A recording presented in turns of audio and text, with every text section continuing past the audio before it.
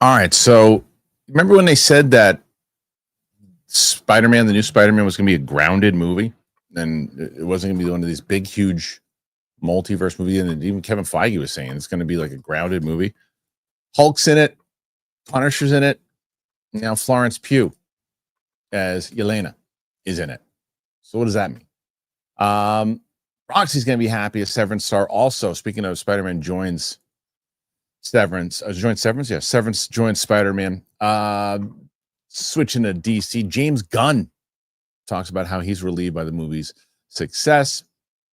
There's some other thing. The Pitt, talking about some TV stuff. The Pitt is dominating the 2025 TCA Awards, and then Roxy's got some TV picks.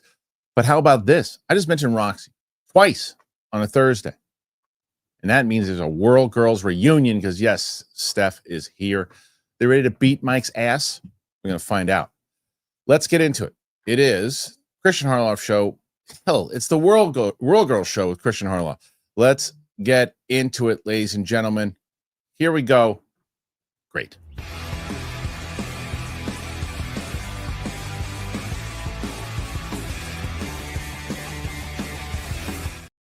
Welcome back to the show here today. It is Thursday, and joining me on the show as hello. That was quick. You brought my bestie in for the show? I did, and for some reason you can't hear me when I go on your single shot. Now we're trying to figure that out still, but let me ask you, how excited are you? So excited. She texted me last night and was like, dude, I'm going to be on tomorrow. That's your day, right? I was like, dude, yes. I did do that. There she is, ladies and gentlemen. Roxy Striar in the house here. And I was so excited because Roxy was like, because I wrote it the other day, and she does. She tells me 2 weeks beforehand. She's like, well, I'm not going to be able to make it this next week, so I can do a different day.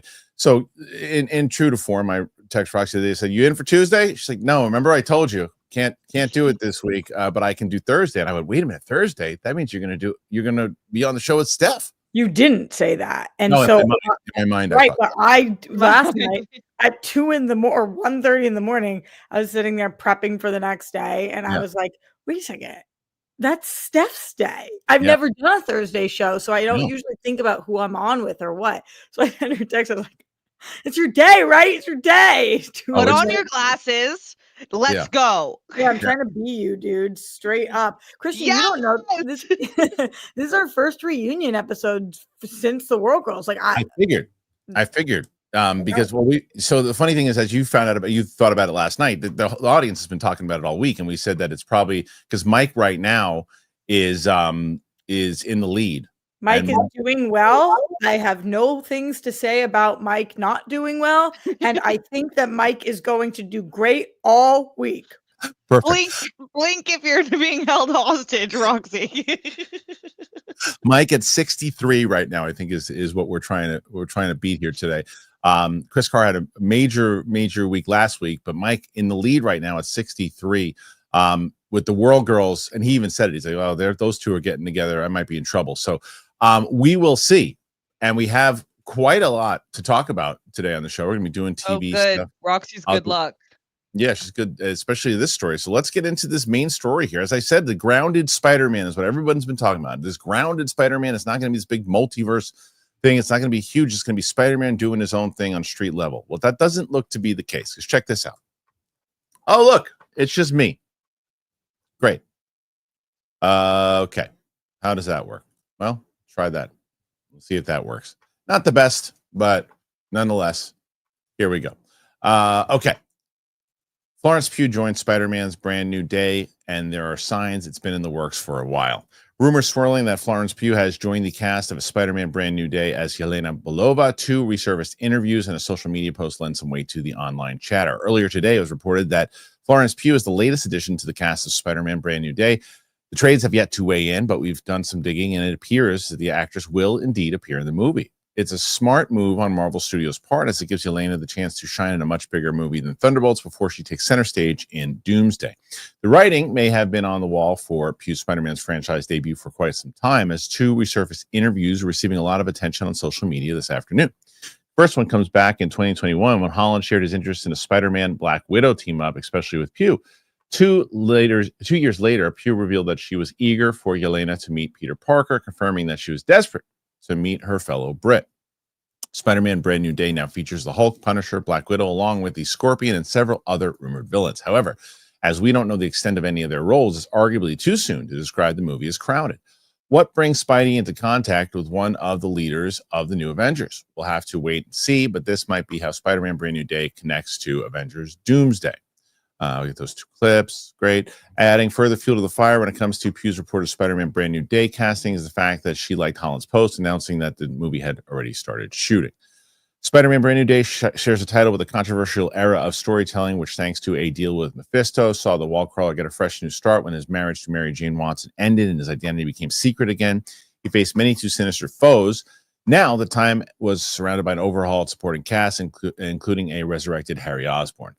All right. So that's the story itself is here to be part of this. Roxy, let's start with you. This is we talked about the fact that is it too crowded? Do we not know? They said, does it make sense to put her in it right now, or should they stick to let's just focus on Peter and what's going on? Well, first of all, Kristian, pew, pew, pew, pew. Pew's everywhere. She's everywhere. Of course she's going to be here. She's in everything. Like, come on. This is what Marvel has said to us that they're doing. I don't understand why anybody thinks that this means that this is not a street level movie. What about having Florence Pugh in your movie changed everybody's mind? Like, see, I knew they were lying. This movie is not going to be street level. Because what? Because who said so? So I'm not surprised by this. I am excited by this. I think that we're coming off of a Thunderbolts win critically, obviously not financially, where she led the entire team and everybody said moving forward in the MCU, she's the part that we're most excited about from this movie. So it makes sense that then they kind of get together and they're like, who are our big Avengers moving forward? Who's part of the squad that we really want to put everywhere? We wouldn't have been surprised a few years ago if we had heard that Robert Downey Jr. was going to be in this movie or that Cap was going to be in this movie because they're the big ones in the league. So it makes sense to me. I thought that the line in here was really funny about it being, it's too soon to say if it's overcrowded or not. Like, oh, the same line that we say about every comic book movie when there's ever casting ever. Yeah, obviously we shouldn't call it overcrowded. We don't know what it's going to look like. Didn't we just learn our lesson from every other movie that we saw this year? So I think this is great. And I love Florence Pugh. Steph, you share the sentiment? Yeah, the pew pew pew pew really got me. I like that. Yeah, I think they've done such a great job of introducing her, just slowly starting. I think it was like with Hawk Girl and then in the Black Widow movie, and it just makes sense. Everyone likes her. She doesn't have to be a massive character because she can be more of a grounded character, just based on what her skill set is. So I feel like it's not going to be a huge deal, but I'm excited to see her in any capacity, and I feel like she's earned that as an actor and as a character, so I would be excited about that. Yeah, I mean, look, there's a part of me that says, look, I think I do lean on I wanted to really see that Tom Holland, Spider-Man in New York being able to have the kind of movie that Andrew Garfield and Tobey Maguire had, and not have to worry about the overall connecting to the overall MCU and put that all together and see that street level thing. I was interested in that. However, I also understand why it is important that you have to connect the dots right now, especially before Doomsday. And it makes, as far as Florence Pugh goes, if you're going to connect those dots, yes, you should put her in there because I think they make a very valid point. As Roxy also said, we thought that Thunderbolts was a good movie, but it didn't perform as well in the box office. That also means how many eyes really got on it. A lot of eyes will be on Spider-Man. So if they're doing recruiting for the new Avengers, and Mackie's team is trying to get Holland, her team's trying to get Holland, and they have some scene that she's in it and she helps out, sure. In the same way that we know that Punisher and Holland are working together to try to subdue whatever Rage Hulk is running around the joint all pissed off now. They're trying to figure that out. Maybe she gets involved in it too. So it's not a matter of, well, they shouldn't have her specifically. For me, it was like I was looking forward to a more condensed Spider-Man story, but I understand why they are doing this right now, and it makes sense that those are the ones that they're using. We're all on the same page, Kristian. We're not on the same page about just 2 clarification questions. So whenever you go to one of us, we can't hear you, and it does the spinning circle. That just is what it is. That's right now. We're still working on it, like, so because we have what happened. Well, the new graphics. Like, what I don't like is that it up until yesterday when I clicked on, like, for me, I could interact when I had a single shot of everybody. So like you'll see when I'm going to bring you up and I'm going to keep talking. Wow, that's brutal, man. And so when I'm bound back, here I am. So but then when you come back, I can't hear you for a couple seconds. So we're still working on it. Why don't we just all stay on screen together the whole time like a team? Well, because I like to do clips. Like I'll be Florence Pugh. Yeah, you be the Hulk. Yeah. Who are you gonna be? Spider-Man. Yeah. Spider-Man. I am okay. I don't know if I have the endurance to do swinging back and forth all the day. We saw that photo that you posted, looking like you got the muscles and endurance. I gave you props. I said that I had to ask Roxy if it was, as the kids say, cringe. And she said no. You looked awesome, and it's awesome. It's so inspiring. Like, come on. Yeah, it is. Anytime somebody wants to change something about their life and actually does it, it's hard to do. It shows you where I am also, because like the last 2 days, yesterday was my day off, and today I'm not supposed to have a day. I'm supposed to go to the gym, but I had to take my daughter to the eye doctor's day. It was like a 3.5 hour appointment. I'm like, I'm gonna miss it again. And I'm like, no, I got to figure out a way to get there. Now it's like a part of my lifestyle. So I love it. Anyway, all right. So what do you guys make of this about Florence Pugh, her coming back for this particular movie? We knew she was going to be back in general, but what do you think about her coming back as Yelena in this, and the fact that they're adding yet another character inside of the Spider-Man movie? Should they? Does it make sense? Do you like it? Do you dislike it? Please put your thoughts in there. Let us know. All right, we're going to stick with Spider-Man. And when we get to some more casting, this is huge, because we were actually speaking about him not too long ago. So Severance star, you've got a new casting inside of Spider-Man, and Tremel Tillman has joined the cast of Spider-Man Brand New Day, which is currently in production. Now, the details on his character remain under wraps, but he's set to join Tom Holland's Spider-Man, Zendaya, MJ, Jacob Batalon's Ned Leeds, John Bernthal's Punisher, Mark Ruffalo's Hulk, Florence Pugh's Yelena, along with Sadie Sink and Liza Colin-Zayas in undisclosed roles. The project was initially filmed in Glasgow before production was shifted to the UK, where filming is now continuing primarily on sound stages. A rumor has emerged that at Daniel RPK that Florence Pugh will reprise her role. There you go. Trades have not confirmed that yet. Shang-Chi and the Legend of the Ten Rings filmmaker Destin Daniel Cretton is directing the film, which is currently slated to open July 31st, 2026. Tillman's best known for Severance and is up for a supporting actor Emmy this year, the first openly gay black man to be recognized in the category. Recently, he starred alongside Tom Cruise in Mission Impossible: The Final Reckoning, which was pretty damn awesome, as a submarine captain. He's currently shooting Lena Dunham's Good Sex in the Amazon film Your Mother.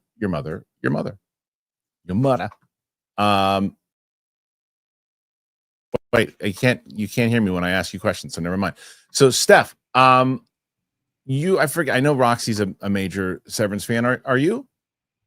Anything Roxy's like won't shut up about, I will watch, because it's like she'll rarely be like, no, you should watch this one, because she knows my taste. So after like a year of pushing, I'm obsessed. And I will say, like, Tremel is one of those characters. It's like him, and I feel like David Johnson from Alien Romulus gave me this feeling where I was like, those two, they're absolute stars. They should be in as many things as possible.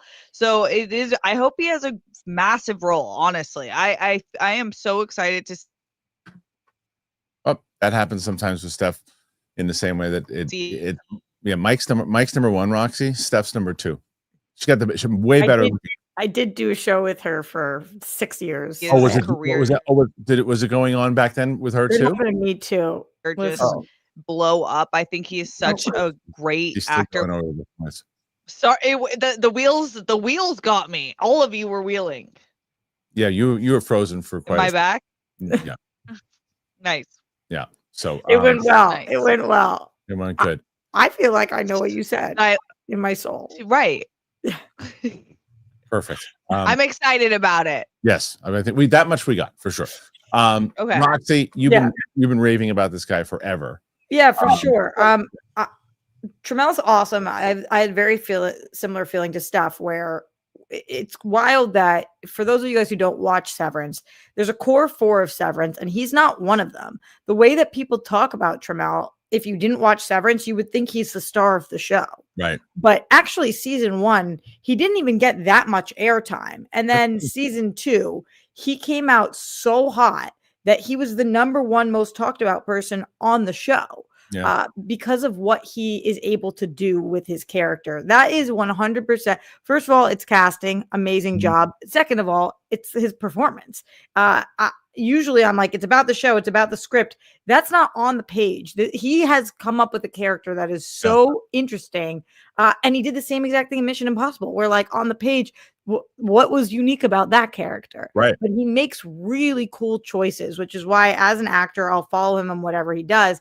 And it's exciting when my worlds kind of merge like this, where my nerd world and my TV world merge, because not only is it happening with him, but Liza was cast in this too, coming from The Bear. So it's like having multiple TV actors make it to the big screen in a way that is really exciting for me. I always feel like they're my friends and I'm championing them. And I'm like, oh my God, you're in a Spider-Man movie. Now, there's a lot of speculation about him possibly being Norman Osborn, which I think is interesting because that's the absolute biggest character in Spider-Man that he could be. Like, if we're right now talking about his level of involvement, if it's something like Mission Impossible, he might be in one scene. So when we're saying something like he might be Norman, I guess it's possible, but I kind of hate when fans do this because now that's canon in my mind. And I'm like, I don't want to be disappointed if he's man walking down the street, right? Which could be at his level. And I think he's huge, but I'm sure Tramel would take a role in this movie that was one scene. I could see him having that kind of, I mean, what you're describing also for Mission Impossible and Severance, which I couldn't agree with you more, is that there's a certain energy he has about him that, yes, his choices and what he makes as an actor, absolutely. But there's something about it, just like a charisma that he has that not everybody has. And he just has that thing. And Osborn needs that thing. The only thing that would, like, there's 2 rumors, right? The rumor is that that's potentially who he could be, but there's also a rumor floating around that Joe Kerry is going to play Harry Osborn. So if that's the case, then it would seem that those 2 aren't going to match up. But again, you never know. But for the most part, I don't think that's going to happen. One of the 2 will be cast. The question is who. But either way, great that they got him on board, and he's a phenomenal talent. So, all right, you guys, you like this casting? Not like this casting? Put your thoughts in there. Did you watch Severance? Are you going to watch Severance? Let us know. Okay, before we move forward, Trade Coffee, it's the best. Masterclass is the best. I'm so excited that both of them are on board. I'll tell you about both of them. Check this out. I don't know if I can rave about Trade any more than I do, but man, let me try because I love it. Summer's over now. Oh, it's getting to be over. And so I'm just locked into this morning routine, and I love Trade Coffee. I really do look forward to wake up in the morning and go, Trade Coffee, here we go. They recommend beans that I love. They know me well enough now, and they ensure that they're roasted to order. They ship them fresh to my door. I've gotten so many great coffees. I would have definitely never found these at the grocery store. There's no way. And every cup is really perfect. I just love it. It's so damn satisfying. Trade Coffee is the #1 coffee destination in the U.S. for both hot and cold coffee drinkers. They've sourced the best beans from over 50 top roasters across the U.S. They even have easy-to-use curated gear so you can brew at home with better flavor and value than any cafe or bottled cold brew. I'm telling you, it's like my morning routine. I have Trade. I don't, if you know my show, you know how much I love Trade. It's just the best. The bags that they send are great. I have I'm able to I grind the beans. I love them, and I've never gone back. Right now, Trade is offering 50% off a 1-month trial, but you got to go to drinktrade.com/Christian. That's drinktrade.com/Christian. Get 50% off 1 month. Drinktrade.com/Christian. Go there. Tell them that we sent you. Love Trade Coffee. I love Trade Coffee. I am going to tell you guys right now, when I heard Masterclass was coming on as sponsor of the show, I was like, oh, this is great. I've been using Masterclass forever. It's just the best. So I've been talking about business, the way the business works and the movie business, and they have the Masterclass by Bob Iger that I use. And man, just listening to that guy and the access that you get because of Masterclass, holy moly. I was able to use some of those tips and things that he was saying, and just like little exercises that he does in his life when he wakes up, the things that you try to do, even something simple as just not even being around your phone, hearing people that you're like, oh, look at what they've done, what they've accomplished. And clearly they have some kind of game plan. That's what you get from Masterclass, because there's nothing from gaining a fresh perspective from experts who've seen it all, and they got the wisdom to prove it. So that's what I got when I was listening to that Bob Iger one. It really has changed my whole perspective on all of this. At Masterclass, you can learn from the best to become your best. They got plans starting at like $10 a month. It's billed annually, and you get unlimited access to over 200 classes taught by the world's best business leaders, writers, chefs, and more. With Masterclass, you get thousands of bite-sized lessons across 13 categories that can fit into even the busiest of schedules. Super easy. So I know there's a lot of people who are big comedy fans too. There's one the one with Amy Poehler. So you can like apply improv to your daily life. You can develop your singular voice with Mindy Kaling, and you can learn to tell a story that persuades people with Michael Lewis. There's so many different people. So one with Natalie Portman over there. I haven't watched it yet, but I'm going to. And the classes, they do really make a difference. 3 in 4 surveyed members feel inspired every time they watch Masterclass. Include me in there also. Every new membership comes with a 30-day money-back guarantee. There's no risk. Right now, our listeners, you get an additional 15% off any annual membership at masterclass.com/bigthing. That's 15% off at masterclass.com/bigthing. Masterclass.com/bigthing. Thank you to Masterclass. Thank you to Trade Coffee. Excited to have both of them. Guys, I think I figured this out. Check this out. Hold on. Let me do this. Watch. All right, Roxy, try to speak. Hello. Oh, yeah. Hello. We You got me? Yeah, wait, check this out. So, wait, let me Check it out. No. Okay, Yep. can I talk about Hold on. Masterclass? In a second, I want to fix all this. I want to fix it up so we can all hear each other on our single shots, and I think I can do. Hello. No, I Hold couldn't on. just hear you over I stuff. know, now you can. Check it Yeah, out. I can. All right, Can good. you hear Now me? we're good. Yes, we're good. Okay, figured it out. All right, I did Steph, I all. always think of you when I hear Masterclass. You have been repping Masterclass. Like you are obsessed with Masterclass. I just was so Obsessed. excited for you. Yeah. I knew when we got him as a sponsor, you were going to be hyped. Every single one you listed, I've watched. Oh wow. Yes. Yeah. No, it's no worth- joke, Kristian. Like a lot of sentences out of Steph's mouth start with on Masterclass. I learned in Masterclass. I was taking Masterclass, and it's like that's amazing. Insufferable. Yeah. Yeah. Yep. It's worth it for them to use that discount. Yet you guys, I can't tell you how great Masterclass is, because you also don't sorry to keep the ad going, but you don't need to watch some of them visually, so you can play them in your car like a podcast. Oh, easily. And it's just a game changer. I play it at the gym, everywhere. I love Easily. Masterclass. Easily. So All good. right. So again, you want to support the show, you want to get something amazing. Obviously, we've raved about Trade Coffee for the last 2 or 3 years, and now you can't get a more ringing endorsement for Masterclass from Steph. So go and check that out. The other thing I was telling both of you guys, you're both going to appreciate this. As I've told both of you already, we're still trying to figure out all the details. We've been talking about the virtual reactions that we're going to be able to do now. We're all working on it. But one of the things that could be a possibility is to get you guys on camera with Sam, which will be amazing in general. Oh, that's cool. Sam's awesome, man. Yeah, we just did Lord of the Rings, the Fellowship that came out last week, and now her and I just shot Towers yesterday. How are the people? I hate telling They're you, amazing, Kurt. They're so good. yeah, they're pretty Wow. great. They're pretty great. The only thing they gave her shit about. Yeah. The only thing I gave her shit about is that she was on her phone because she has her phone because just in case her kids need her for certain things. So she a few times that out. It was impossible to protect her. I know, but it was impossible during one of these moments that she did. It was impossible. So I spoke to her about it, and she's like, that makes it so much worse, Kristian. I'm sorry, I love Sam, but Sam's on her phone and doesn't get as much shit as me. Fair. I was like this.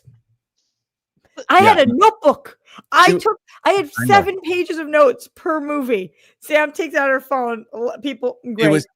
But anyway, for Towers though, she did not. And she was like she locked in for Fellowship also, but she was a spoiler, I guess, for her reaction. She was losing her mind on the second movie yesterday. Yeah. So much so that she moved her doctor's appointment for tomorrow so she can come in to finish the trilogy. Yeah, it's so good. I mean, if it wasn't for the absolute pricks that watched Lord of the Rings, it would be my favorite trilogy. It was so good. Yeah, I hate that you went through that because I was going through the comments. Pissed. Yeah. You went through the comments. You saw it was. I mean, it was insane. It was brutal. For someone who genuinely loved it, but just it's like the book readers, and as a fellow book reader of Lord of the Rings, it's like I know you have the audacity, but it's like so weird to gatekeep on certain things that a viewer might not know. I think she made an excellent point though, Steph, too. I mean, when we were talking about it, I think Roxy said it. She's like, I think she's going to be protected because it's a guy and a girl watching it together, and it's a guy who's seen the movies before, not two women who've never seen the movies before. And your fan base might be different too. Yeah, I mean, look, we brought in a lot of new people with that one too. I mean, there was quite a few new people that came in because of it. That's so good. But it was kind of, then we did we took a break. We did Superman. I found out yesterday, which is amazing because I made this list, Roxy, as I was going through all the, potential movies that we could do with people. And I found out yesterday that Sam has never seen The Usual Suspects. And I was like, oh my God. I was like, yeah. Steph, you've seen Usual Suspects. Yes. It took me a second to realize that I had seen that because I was like, is this one that I'm agreeing? Yes, I have. Yes, yeah, as a kid, I saw it when I was way younger, but I don't remember it well. It's good. Okay. So it's one of the best. One of the best. I can picture the cover of it, so I know. Right. I didn't get Aragorn's name wrong. No, me. She said Kristian got Aragorn's name wrong. No, he didn't. What the hell are you talking about? It's Aragorn. Yeah, but if you were from Boston, what would it be? Oh, okay. So maybe that's it's a really hard word for me to say. So maybe that's what Abernathy is saying that the way you say it is actually right. Yeah, I'm right. Okay. Aragorn's like the one person I think my mom would like consider stepping out for. Honestly, I'm with her. I have nobody to step out on, but I would. It's like the one I remember in my head. I've never heard her talk about a man ever other than my dad. And when he was on screen, she was like, "Oh, Viggo." Well, I am kind of curious because, like, not that Viggo Mortensen was not huge afterwards, but like, was he? I'm kind of confused on why he wasn't. Why this didn't do for him what movies where like there's the sexiest man alive. It does for that. Well, I don't think he took a lot of the big like blockbuster movie. He went more like he did other things. He did a lot of Cronenberg stuff. And no, I called Arwen. Arwen is Liv Tyler. What are you talking? Stop this. Go away. I mean, he's talking about me again because do you remember that I thought you called him Arwen? No, I thought that Liv Tyler was Evangeline Lilly for I thought Evangeline Lilly was Liv Tyler for 15 minutes. Right. That was on me. That was bad. Right. That's fair. That was in The Hobbit. That wasn't even Lord of the Rings. They had already turned on me. Yeah, we're taking a break on The Hobbit, I think, too, because we're going to watch Suicide Squad and Peacemaker and other things, too. So we're going to take a little break on it. But there's tons and tons of stuff that we're able to do now that we figured out. Thanks to Luke for helping me figure out those virtual reactions. I'm very excited for it to see. There's tons. I found tons of stuff Steph hasn't seen, which is going to be amazing. What was the one I asked you earlier? If you've never seen, you were like, oh, by the way, have you ever seen? I'm sure you have not seen this, and I will be watching this with you if you haven't. Have you ever seen The Last Dragon? No. Oh my God, I cannot wait to watch that with you. Yeah, that you've never seen Hot Shot. I don't even know what that is. Yeah. Okay, we're gonna have some fun. What's The Last Dragon? Last Dragon is it's an 80s like blaxploitation film, and it is if you ever heard I am the master, who is the master? Show enough. Who is the master? Show enough. You ever heard that or no? No. Okay, it's an old school like 80s But movie. the chat clearly has. Yeah, they're screaming show enough, right? Yeah. So I'm telling you, it's like show enough. Who is the master? Show enough. So what is Show Enough? Is that a person's name? Yeah, he's the bad guy master. His name is Show Enough. Show enough. Who is the master? I am. Okay, yeah. I've definitely seen. I think you've seen memes. Yes, memes, and Harry's brought this up. Okay. We have to watch that. We have to.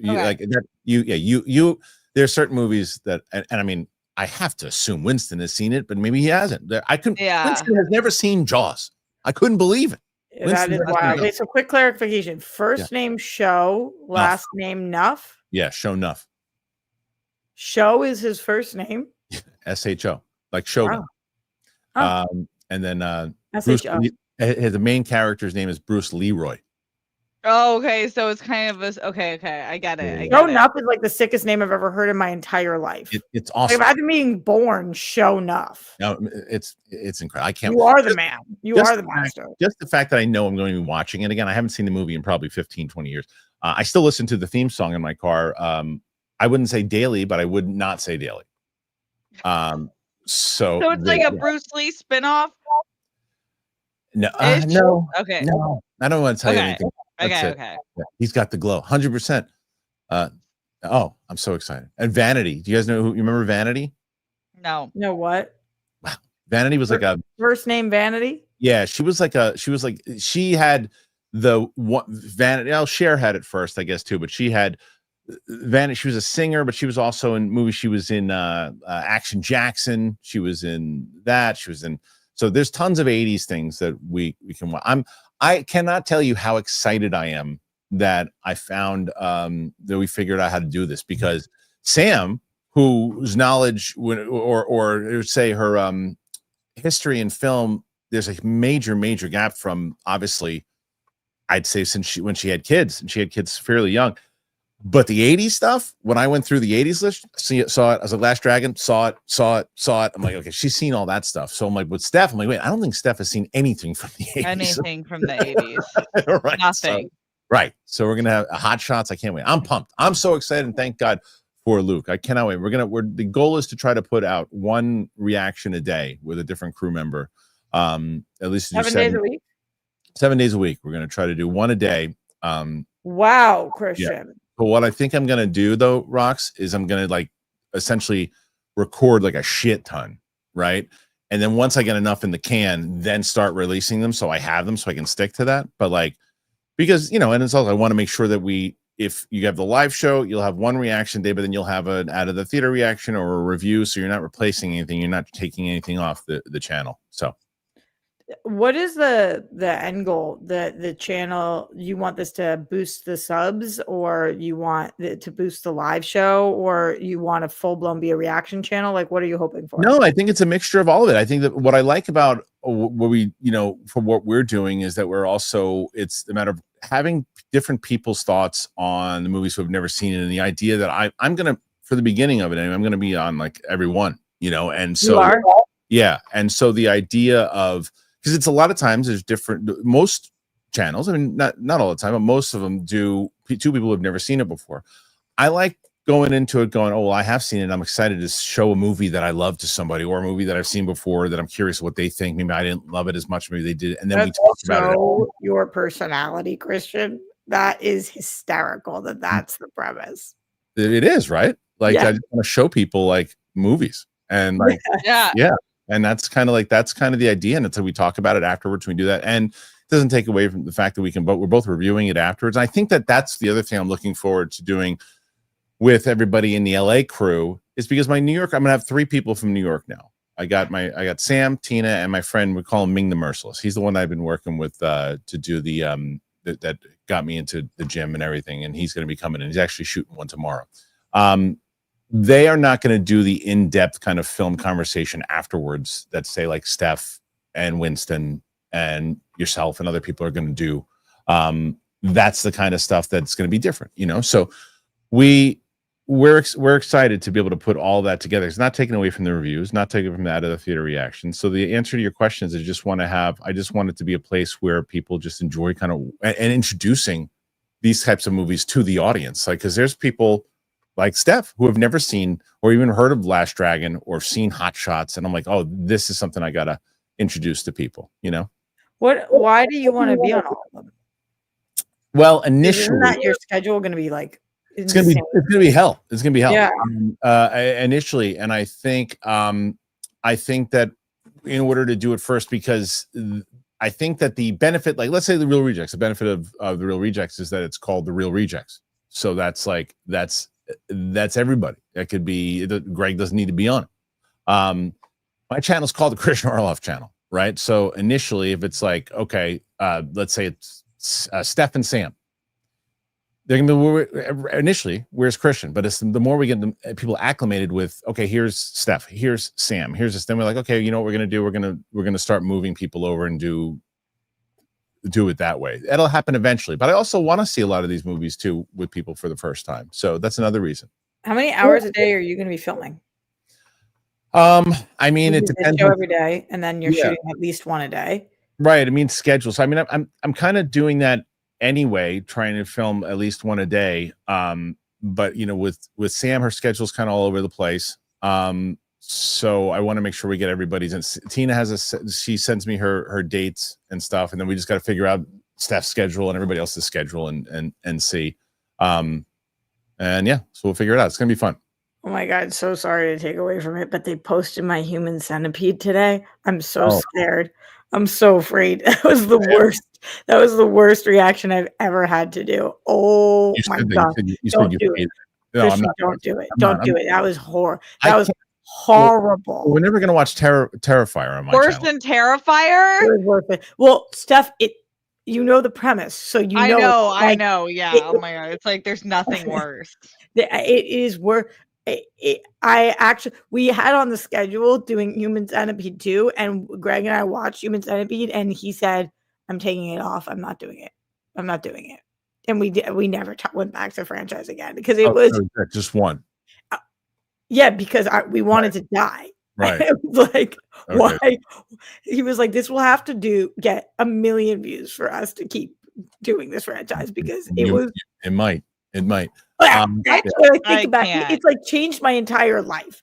Like I actually go through. Doesn't it make it's when you see something like that? When I saw Terrifier, I really want to be careful how I say this, but I don't know how to view the writer. I really don't. Damien Leone. I know what you mean. I don't know how you came up with that. Yeah, there's some warped shit going on. I'll tell you that. You know that Jericho's in that. I didn't know he was in that. In 2 and 3, I was watching it for Rejects, and all of a sudden I was like, "That's my friend." Wow! Oh, there you go. Well, I'm so curious to see in general the kind of movies that that we're going to figure out on this one and to see because I am pumped about it. I'm excited to talk more movies and see more movies with my friends. So that's going to be what we're doing here. So look for it. Okay. Back to the movie news. We've got and right now, guys, you guys are doing pretty good. You're doing pretty good. You're at 32. And again, Mike's at 63. So, okay. Which is a very respectable number that might end up just really doing it for him. 100%. 100%. You should be his publicist. Okay. So let's get to this story because this is we were talking about Marvel before. Let's talk about some DC. All right. James Gunn is now writing the screenplay for the Superman. We did that already. No, that's not the one we want. That's not the one we want, guys. We want the one where he's talking about where the hell is it? Hold on a second. Is that the one? Is that the script? That's it. Okay, Superman. James Gunn is relieved by the movie's success. He's no longer concerned with life and death of the DC brand. James Gunn has admitted that the response to the first DCU movie came as a relief and explains why he's no longer concerned with the life and death of the DC brand. Check it out. When Superman arrived in theaters last month, it received positive reviews, 83% of Rotten Tomatoes, and looks set to end 2025 as the highest grossing superhero movie with over 600 million worldwide. Blockbuster may not be $1 billion hit, but For a brand that was on life support after flops like The Flash and Joker follow a doo-doo, Superman's success is a big win for DC Studios. Now all eyes will be on Supergirl, Clayface next year to see what they can keep the momentum going. New interview. DC Studios' James Gunn was asked if he has a sense of relief. He says that's all it is. It's just an enormous sense of relief. It's relief and then followed very quickly by excitement because Superman in some ways was the proof of concept. It was so hard in the same way that Guardians was so hard. Once you're in the groove, you realize, oh, this is what works. This is what doesn't. This is where we can go with this. It means now that we have the freedom to tell those other stories in a way that's really exciting. Now I can just be creative and I don't have to be as concerned with the life and death of the DC brand as I was a month and a half ago. As for the audience reception to Superman, Gunn is understandably pleased with how the movie has resonated. However, he doesn't intend to approach every DCU movie he takes the helm of in the same way. I feel really embraced by the audience. My feeling is that the movie spoke to people, but it also spoke to the people because there was a reason for its existence. There was this kind of kindness that spoke to people. That doesn't mean every story I'm going to tell is a message of kindness. It just means that there needs to be a reason for the story to be told. You can't just be piling on stuff because it's the characters people like. And then we start with the super family story next, yada, yada. Looks like beyond that, it seems like Gunn's endgame could be Justice Gang related. Alas, the filmmaker still playing coy about his plan. Fans remain in the dark when it comes to what Superman's future looks like in the DCU. The majority remain hopeful that Brainiac could make his long-awaited big screen debut, though. And there you go. All right, so let's start here with the Roxinator. You're the big DC lady. What do you make of James Gunn's comments? That he's happy it did well, that he's relieved. Like, yeah, remember all the stuff he was saying going into Superman, where like the week before, 2 weeks before, 3 weeks before, he was like, we do not have to hit 700 mil to be a success. Right. Everybody, it's not like it doesn't matter. We just have to hit a single. No matter what, we're moving forward. And he was very clearly concerned, I felt like, with the box office. He kind of seemed like the only one who was predicting that this was not going to do as well in the box office necessarily as we might have initially thought, when a lot of us thought this was going to be a $750 million movie.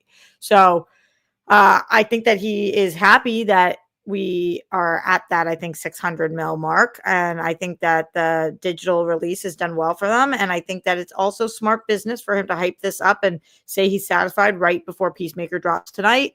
And I think it's, like, we never hear filmmakers that are not happy when something is going well. So this was kind of like a nothing sandwich to me, but right. Sure. I mean, yeah, I think that what you're going to get from some people is, well, of course he's saying he's happy with it. He's not happy with it. It only made 600 million. Now, is there going to be a bit of a disappointment that it didn't do better? Of course. Does he need to say that? No, he doesn't need to say that. I think that his excitement comes from, look, it didn't lose money, it did good, and it's enough to do exactly what he said. It's enough for us to keep moving forward. It's enough that it doesn't have the brass knocking on the door going, uh-oh, how are we going to make that money back? What do we do now? We got to cut costs in the next one. No one cares about this stuff.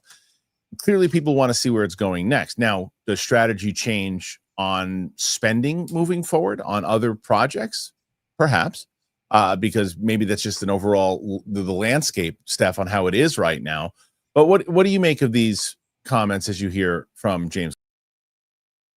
Yeah, I think that even if he in the world didn't care, it's like you need to care a little bit because it's just how the world works. And I think that there is like a ton of pressure on superhero movies, specifically on him, because it's like Marvel kind of just hopes to return back to somewhere where it was, but DC is kind of trying to create an entire new view that the world has on DC movies and its characters. So, and creating like a shared universe. And I think that Superman did exactly what it needed to do, especially where we are. Like, it's hard to watch Fantastic Four and Superman 2 movies I really loved. I think they're so good. And they just didn't do great at the box office, which was kind of surprising, even in the space in the moment that we're living in with comic book movies. I was like, I thought that word of mouth would get people to the theater, but I feel like it's gonna take a little bit more for both Marvel and DC. And and I get his relief. Like, it just makes sense, and I'm really looking forward to Peacemaker and kind of what the next steps will look like. Yeah. Roxy, have you seen Peacemaker yet? Yeah, it's in my picks for this week. Oh, it is. Okay. Well, we'll get to that in a second then, because I think that's the other thing is, as he's promoting, and that's the beauty of what he's able to do right now, right? Because he had this project in Superman a month ago or whatever it was, and clearly putting it out in digital did not hurt it in the box office at all. It actually, the drop wasn't that bad. So it actually wasn't a bad thing. And he's using it to promote Peacemaker, and he's using it to promote the DCU in general during his press. He just did a whole bunch of press for Superman. Now he's doing a whole bunch of press for Peacemaker. So he's able to use the promoting machine on both of them. It makes sense. I think the comments make sense. But yep, sorry, Roxy. Yes, you can. Hold on. What did you want to ask me? You might not be happy that I'm asking you this publicly, but I'm gonna ask it anyway. Sure. What's going on with our boy Jeff Snyder with James Gunn? I knew you were going to say that. Actually, I don't know how I knew you were going to ask. Jeff, have you seen all this? No, because can I go look? Oh no, it'd take you a month. It'll take you. He's been banned from Reddit because of it. He got banned from he got banned. I know he got banned from the subreddit, but then I heard that he was. I don't know. How do you get banned from Reddit? Reddit is like. He got banned from the subreddit. I'm not sure what the murder is legal in Reddit. It's like.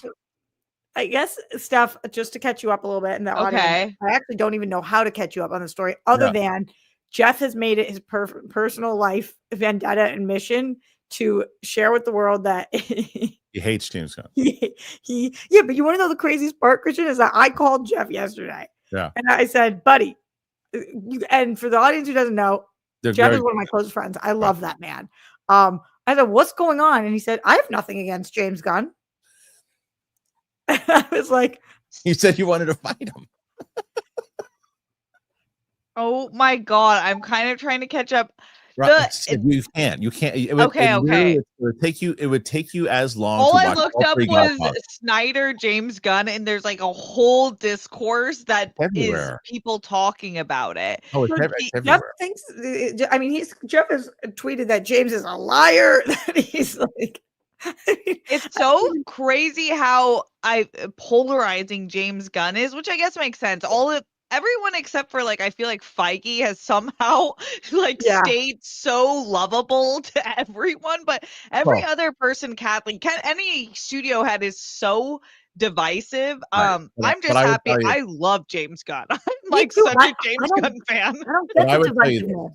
But Steph, the other thing, and I don't think Jeff would argue this.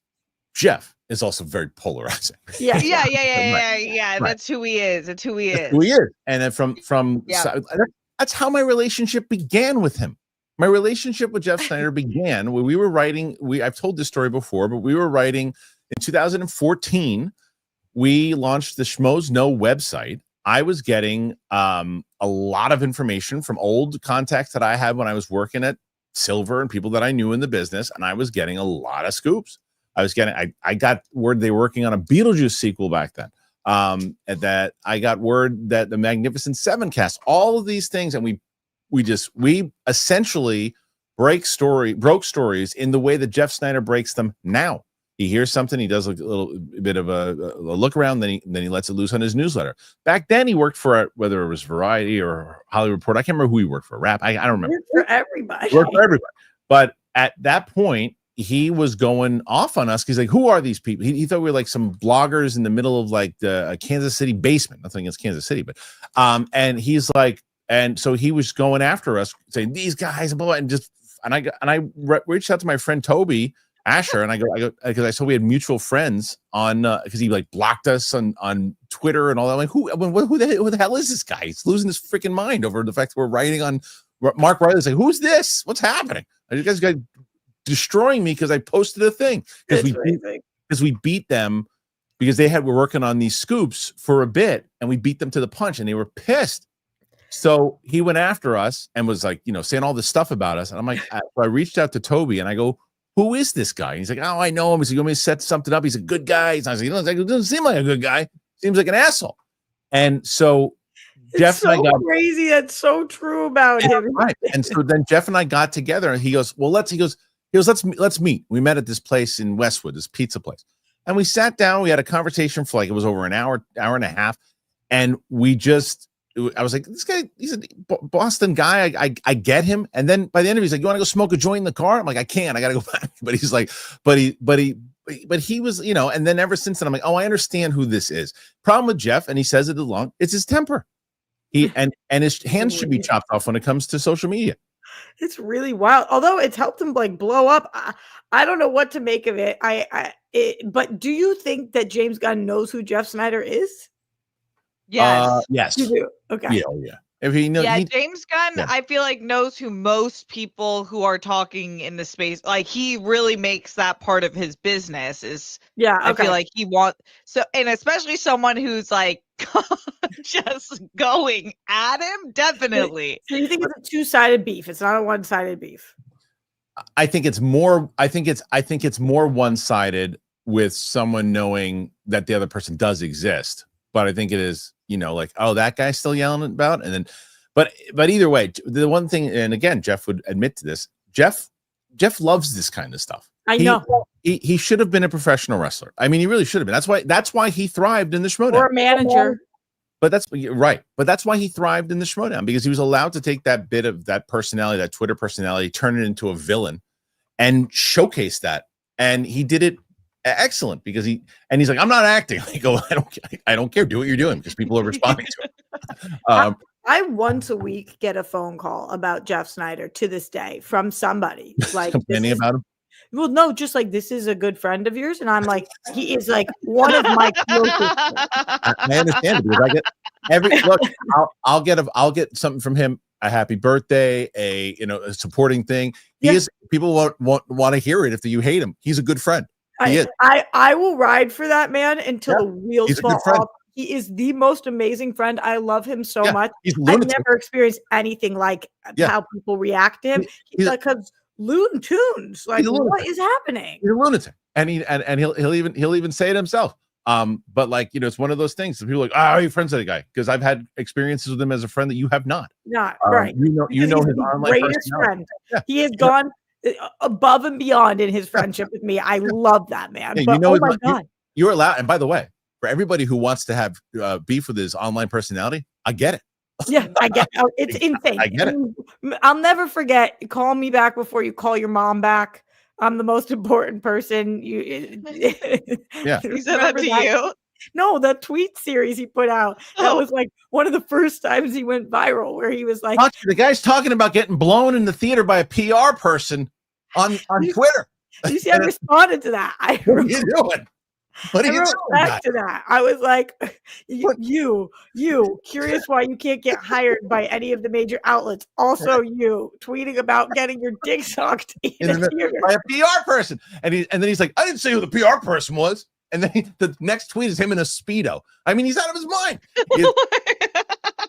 and I love him for it. I love him. That's why, again, he was one of my favorite Schmoedown players of all time. He really was. And mine too, obviously. Yeah. I mean, as much as like I love Draco also, and I love them both, I think that all things considered, said and done, I think Jeff was my number one favorite player of all time in the Schmoedown. Him and Mike are like truly hysterical, because Mike will like equally got into this crazy character and using a lot of himself. Yes, both emotional. That's what those two were the people that I liked when I was like first introduced. 100%. And Jeff and look, JTE and Jeff Snyder are still my favorite team of all time. I still have a Patriot shirt that I wear. They were the best. They were and because they were just they got it. So anyway, but again, I understand it. People look and I understand why I just had to ask your opinion on, because it's part of news this week. Of course it is. Beef with of course it is. And he's going after that. I mean, it's like in the same way that I think James Gunn should stay off of Twitter talking to fans and going after, like, the same thing. I don't think that he should. I think that by him going after the scoopers and saying that's not true, don't stay away from it. If it's not true, it's not true. It doesn't come true, leave it alone. And I say that to Jeff, just post your scoops. Don't go after James Gunn. You're not going to win that war. So both of them. It's like, I had a buddy of mine who does UAP stuff, and his channel's really doing well now. And initially, he was getting into the Twitter drama and the back and forth because the UAP community is just as bad. The infighting, all that. You know what I do? I post and run. That's what I do in every. Kristian, call it what it is. Post and ghost, man. You guys sound cool. Post and ghost. Yeah, but I also say dupa lipa, so I'm not cool. So when it comes to posting and running, I said this to him. I go, why are you getting yourself involved in this? What are you doing? You get your channel moving by just dropping your stories and get the fuck out of there. And that's what he's doing now. And he wrote to me and he goes, yeah, you know what? I'm listening. I listen to you and my channel now is doing this because you're not involved in the nonsense. When you constantly tweet and take one side of you, you'll get those people, but you're not going to, no, you know me. I love the nonsense. I love the nonsense. I wrote out a novel text to you this week, Kristian, that I deleted and didn't send, but nothing was funnier to me, truly. Like, I got a real kick out of the fact that a couple weeks ago, I got sensitive about something you said, and I was annoyed for 2 minutes. Every comment on that video is about it. The next week, Mike gets annoyed, and every comment was about me. Not everyone, because like if you went to the Clips channel, they went after him more so than you. But on your channel, you saw I got on the main channel they were going after you. They were saying it was your fault. But on the Clips channel, they said that's funny. You don't find okay. Well, post and go. You're being trained. I feel like we're like waiting for Roxy to become a massive star, and she'll be ready for the hate. Like she'll be right because you've been training for 10 years. 10 years. Easily. That's the best. Hold on. Please stay frozen like that. Stay frozen like that. I wanted to know what she was going to say. Oh, look at that. That's great. But she is impassioned about it. She's really frozen in time. Look at her. You've been training for 10 years. Oh. She's back. She's back. It's like when I talk, it goes like what's happening? It can't cute me. Hey. I don't know. And you were hyping me up. Number one hype. I know. Beautiful. All right, listen. We have a bunch of questions. So what we should do is get to Roxy's TV. So we're gonna do just that. All right. It is time for TV. You're doing the cutout thing again. Nah, we're good. Let's do some TV here. We got the picks. I didn't get to the Pitt story, but that's all right. Pitt is crushing. It's TV time, so Pitt is crushing. Pitt is doing really well. Pitt should be doing really well. I think it's going to do extremely well at the Emmys as well. All right, here we go. Ready? Yep.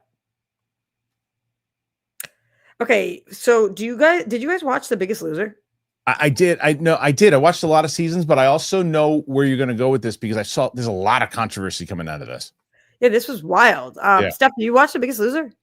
No, but I saw the trailer and it was the best trailer I've ever seen in my life. I was like, oh my God, watching this. So The Biggest Loser was a show that I watched religiously with my mom as a child. It was on from 2004 to 2016. And I never thought about the show once it ended. I stopped watching it probably after 8 seasons. And now there was a doc that was just put out, Fit for TV, The Reality of The Biggest Loser. And it stars almost every person involved with Biggest Loser, minus Jillian Michaels, who wouldn't be part of the doc, who is maybe the most controversial person to come out of The Biggest Loser, who also was interviewed by Kristian Harloff for his channel, who he went in with one opinion and came out with another. So, like for all the reasons that you guys are thinking, this doc was crazy. I had never thought about the controversy around this show and like what happened after people went on The Biggest Loser. Apparently, the vast majority of them not only gained back those hundreds of pounds, but more so than that. There was an article from the New York Times about how this permanently messed up their metabolism. There was a lot of allegations that Jillian Michaels and Bob Harper were giving pills to the contestants, caffeine pills, and other weight loss supplements. The doctor of the show complained that Jillian would never meet with him, and when he would suggest things, she would ignore it.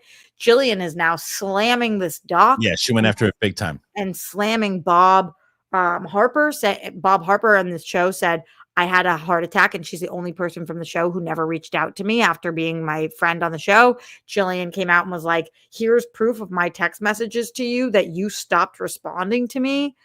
So I honestly don't know what my opinion is on all of this. There were some people who came on who were like, I lost all the weight and I named my firstborn child Harper after Bob Harper because he's my hero for helping me. So It was a really wild 3-part watch. It's on Netflix. If you watch The Biggest Loser, this is a fascinating follow-up. They also had the producer, JD Roth, was on the show. They had the producer of Biggest Loser. They had people who worked on set. They had people who were on the show. Bob Harper is in a lot of the doc. So if you're interested, if this sounds interesting to you, this is a must watch for people who watched the show. Yeah. A lot of lawsuits already. Yeah. Yeah. Okay. Yeah. Next one.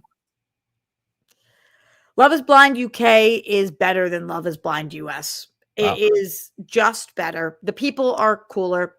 They actually are looking for love. Matt Willis is a buddy of mine. He is in the Kate Beckinsale movie with me. He is just like the most amazing host in person. His wife, Emma Willis, fantastic. She's like the Ryan Seacrest of the UK, and they do an amazing job. And I have nothing against Nick and Vanessa. I actually like them as hosts, but a lot of America does not like them as hosts. I don't see one bad thing about Matt and Emma. Everybody thinks that they like absolutely crush, and they do. They're fantastic. I think that a lot of these couples are actually going to work out, and I'm so here for this show. It's a beautiful dating show. Okay, so that one is out on Netflix. Justice for Freddie. Justice for Freddie. But dude, you didn't watch Perfect Match. He ended up with this girl in Madison. He's on a different reality show, Steph, and he's with this other girl, and I wish it was me. Next one. Another one. A lot of reality TV this week. Yeah, there's been a lot of reality, but then we'll get to the non-reality. Bachelor in Paradise, I put on this, Kristian, because every week that I don't put it on here, you ask me a question about it. And here's what I have come to the conclusion of. So for those of you guys who do not know, this used to be a dating show, Bachelor in Paradise. This season, for the first time, they announced the winners of the show. We're going to do competitions, and the winners win $500,000. So it's now like very odd because the people came for love, and most of the contestants are like, we don't care about the money. Yeah. And then some of the contestants are like, what? It's $500,000? Right. And it has made it not fun to watch at times because I actually wanted to watch a dating show. It so sucks. And now no new people come on. Like there's no dating. Now it's a competition show, but it's not as good of a competition as Big Brother or Survivor or whatever. So we're watching people who didn't sign up for a competition show competing, and they don't care. They ruined it. They fixed something that wasn't broken. It was just it's a stupid show. Moving on. Yeah. Mark Maron Panicked is my favorite comedy special of the year. Wow. It was so good. I've just decided that this is my favorite kind of comedy.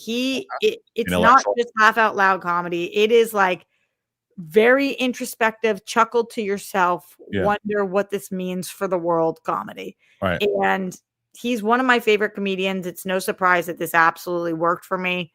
I had already referenced the Hitler bit that he did, which is a weird sentence, but he is the way he can tie things together and circle back and whatever. Why am I relating more to a 50-year-old man who has had a completely different life experience than me? 60? But how old is he? He's close to 60. 60? Like, why is his life I'm like, that's me. Because he's like a little grump puss. And it's interesting and funny. He's so good. I love him. All right, last one. Peacemaker is dropping tonight. I have seen a couple of episodes, and it is extremely different from season 1. So I'm How so? Oh, Kristian, you didn't watch this? No, not yet. I don't have the special access to Max. Even as a TCA member, they don't do it. I don't know why. Oh, that's bizarre. James Gunn has announced that he's not giving episode 5, 6, and 7 or something like that to anybody, that they're not doing that. So big things are clearly to come. But season 1 is extremely different from season 2. So here are the things that I'll tell you guys about it without giving any spoilers. Season 2 is everybody who's wondering, how is Peacemaker in this universe when he was in the DCEU? How's he going to be in DCU? Season 2 answers that question immediately off the bat.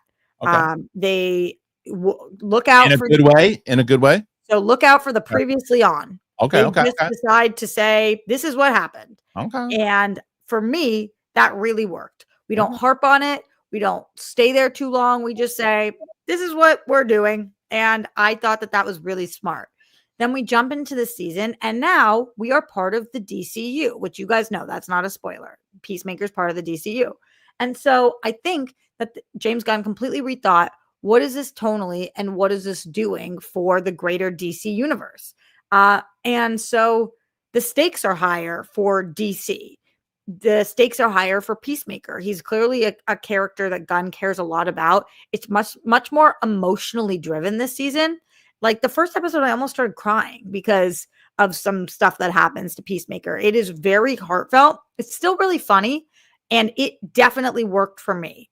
I am extremely curious to see if the people who love season 1 still love season 2, at least to the point that I'm at now. So I'm really into the show. I watched it with Greg and John I'm watching it with Greg and John for Real Rejects. And I will say this, our opinions across the board were not the same. Okay. About the show. So let's see. This worked for me for sure. And I don't know, because I haven't heard anybody who's seen it. I don't know if this is going to work for people the way it worked for me. It's got one of the highest rated Rotten Tomato score for James Gunn. Oh, that's great. That's great. Critically, that kind of makes sense because it's so well done. Did you like season 1? Loved season 1. Love season 1. Okay, great. Okay, cool. All right, Love season 1. They just take like a turn. I like when shows do that. I don't think every season should be the exact same tonally. Right. Yeah. It's evolving, and this is more about like. Kind of has to, doesn't it? Because like journey now. Yeah, because you're piecing it up to a new universe. Kind of has to evolve a little bit. All right, well, there you go. That's Roxy's TV picks. Make sure that you comment. What have you seen in these ones? Are there other ones you should watch? I got one for Roxy that I'll recommend. She can talk about it when we're doing the questions. I'm sure she's seen the Netflix trailer for it. Our good buddy Andrew Freed is a part of the Charlie Sheen doc that is coming out, and that trailer was incredible. I can't wait to see what they do there. So all right, check out the TV picks. Before we move on, got to tell you about Nutrafol. We'll come right back, ladies and gentlemen. I'm excited to tell you about them. Here it is. Oh, man, I'm so happy Nutrafol is back. I love Nutrafol. I've been using Nutrafol, it's got to be 2.5 years now. It is the #1 dermatologist-recommended hair growth supplement brand and is trusted by over 1.5 million people. You can feel great about what you're putting in your body since Nutrafol hair growth supplements are backed by peer-reviewed studies and NSF Content Certified, the gold standard in third-party certification for supplements. So a lot of supplements, they rely solely on ingredient studies. Nutrafol clinically tests final formulations to ensure that their efficiency uses a variety of hair measurement tools like hair counts and pull tests to access growth, quality, shedding, and texture. I remember when we got them years ago. Brett and I were like, all right, let's see. I'm getting older. Let's see if they can help us out. And boy, did they. It's been working amazing. You guys have been commenting on my picture that I posted last week on Instagram. You see what's going on. You got to see thicker, stronger, faster growing hair with less shedding in just 3 to 6 months with Nutrafol. For a limited time, Nutrafol is offering our listeners $10 off your first month subscription and free shipping. You got to go to Nutrafol.com. You got to enter that promo code Kristian. Find out why Nutrafol is the best-selling hair growth supplement brand at Nutrafol.com. Nutrafol.com. But you got to use that promo code Kristian. That is Nutrafol.com, promo code Kristian. You will not be disappointed. Tell them we sent you. Please tell them that we sent you. Love Nutrafol, and I'm so glad that you guys have been experiencing it too. I saw people using that code yesterday. Amazing. All right. You know that, Kristian? What's that? I take it every night. Nutrafol? Nutrafol, yeah. Oh, I love that. See, look at that. We had masterclass endorsement from Steph Sabraw. We got a Nutrafol endorsement from Roxy Striar. For 8 months, I've been on it. Love it. It's been 8 months. For 8 months. Steph knows I woke up one day and I had lost all my hair. You told me that. And Nutrafol's one random day. Yeah. Yeah. And I think honestly, I was starting to know they say it takes like 3 to 6 months to see a difference, and that it can take up to 2 years to like really, because think about hair growing out. And literally yesterday I was like, I definitely am feeling, I'm definitely feeling something. Good. So, you have to be patient, but like, yes, 100%. There's nothing that makes me more self-conscious than my hair these days. Like if it's not, because it's scary and you're like, oh my God, like it's nerve-wracking. So yeah, I'm so grateful. And all right, well there you go, guys. Nutrafol. Use that code. Another ringing endorsement from Roxy Striar. You know what's Roxy? We always get a big smile on our face when I mention Bobby Jackson. You know, yeah, of course. He came to New York He flew from California to New York for the live show. It was amazing. Dude rocks. Yeah, Dude rocks. He starts us off. You guys, by the way, you're going to beat Mike because you're already at his very good number. His very good number at 63. You guys are at 50 right now. Okay. 50. So Bobby Jackson says, good morning, ladies, and afternoon, Christian. Roxy, have you started Alien Earth? I was surprised that wasn't on your list. I know. Steph, I'm jealous you had White Castle. I am too. And Christian, when are you screening The Long Walk? I'm going to, Bobby, I saw this question earlier, and I also saw that people who've been looking forward to this movie. I didn't even inquire about a screening for it yet. So I'll look into it later on today because it looks like people want to get an opinion on that one. Steph, when did you have White Castle? I had it a while ago when I was in Phoenix. I had it this is the first time I've tried it.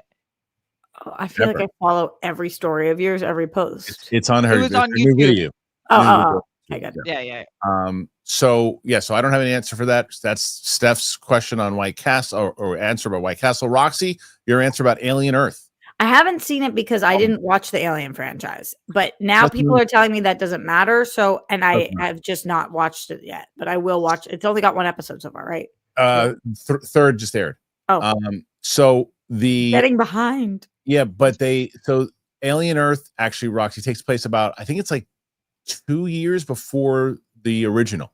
I saw the first Alien movie. Yeah, it takes place like 2 years before that one. Prometheus is like years and years before this. It really doesn't matter. But you won't be overwhelmed at all.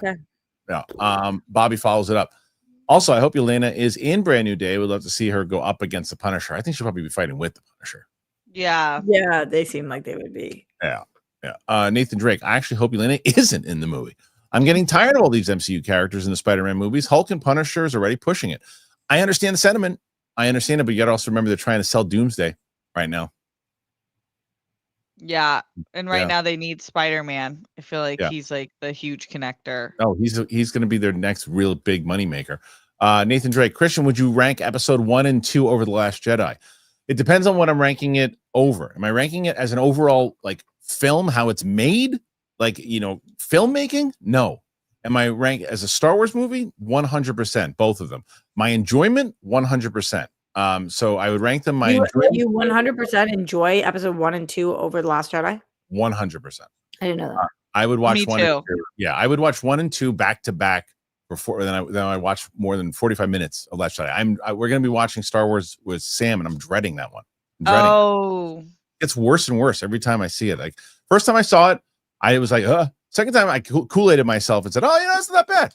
And then every time I watched it again, I watched it for Collider, rewatched it, like, this kind of stinks.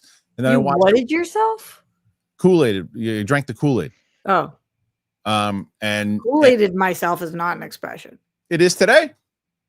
Like, here's what you said. You said it's not an expression. I just made it an expression. So therefore, it's an expression. You used it as words in a sentence. You said, and I quote, that's not an expression. Yeah, because it's not. It is, because I just used it as an expression. You used it as a sentence? But I used it as an expression. So therefore, what do you think expression means? That I just used it. Oh. Yep. All right. Nathan Drake. Thank you. Thank you very little. All right. Comic. Nope. Casual scroll.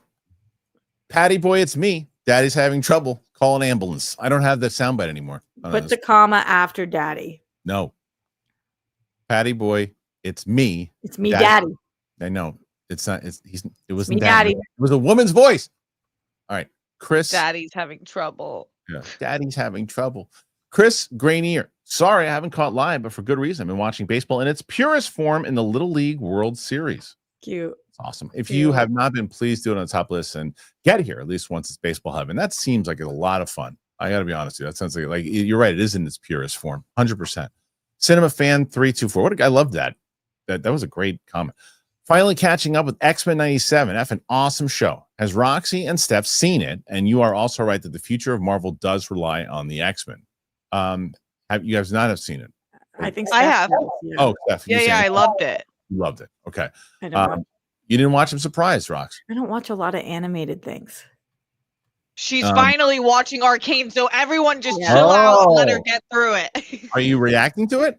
No. Oh, how many episodes are you in? 6. She got through the 3rd. So good. Because Because of because I was invited to the Emmys event. I was like, can't be a poser. It's so good. Yeah. So good. It's so good. All right. I think I'm going to be Jinx for Halloween. Oh my God. That's amazing. My daughter will love that. They sent. I need to get my abs right a little bit, just get my ab work for the next few months, and then we'll be Jinx. They are right, but yeah. Netflix sent this book of art, this of Arcane. And my daughter just loves it. So good. Oh, that's cool. Kyle Wilson, woohoo! Steph and Roxy together here at work, sharing some love. Do you guys remember the Brave Little Toaster? I would love a reboot. Thoughts? I do remember, but I don't remember. I remember that. Yeah. I loved Brave Little Toaster. Why reboot it? I mean, because they reboot everything. I guess. Wait, I need to tell the people though that because beating Mike does seem inevitable in a kind way. Yeah. But you still need 13. It seems inevitable in a kind way. But if we want to win the week, we gotta pick things up. Well, tomorrow Coy and Winston are by themselves. They don't have me, so they could potentially do it by themselves. And the show. I'm glad you brought that up because Coy and Winston are going to be on tomorrow at 11 a.m. tomorrow at PST because I can't do the show tomorrow because I'm shooting the Lord of the Rings thing and then I'm shooting with Ming coming in. So they're going to do a show together. It's going to just for tomorrow. It's going to be pushed back a little bit. So, but they have a shot. See what I brought up. No, it is as far as because they have a shot depending on what you guys do here. You said I want to win the week, and you said I'm glad you brought that up. Go ahead, Winston. If you guys get to a place that you are in the lead, they will have a shot to beat it. Tom Hanks, my wife asked if Mahershala Ali will ever join the MCU as we're doing our rewatch of the series right now. I said, how much time do you have? I think that I've been saying this forever. I think they should offer him another big role and get away from Blade and just put him in the MCU now. Yeah, I love Mahershala. I just feel like I want him as Blade, but I guess I'm with you. Like, just get him in the MCU. It's like, what is the hang up? A lot. And just don't do it. Kyle Wilson, early support in case I get busy. Thank you, Kyle Wilson. Cool. Okay. We're at 51 so far. 51 looking to beat Mike at 63. Can they do it? I think they got a shot. Mike Joyce, has Roxy sought Steph's advice on glasses ideas? It does look I literally plucked them from your face. Well, no, she did this all on her own. All I did was comment that she should get to the exact pair she wore on her photo. And then she did. Our friend Jess Lucero bought these beautiful Miu Miu glasses. Did you look up, Kristian, because you can't picture who that is? Sounds very familiar. Okay, well, you've met her several times now, so that's good. Maybe she bought these beautiful dropped her show glasses today. Yeah. And she dropped a new show today. Go check it out. +1. I've met her several times. Yeah, screenings and stuff.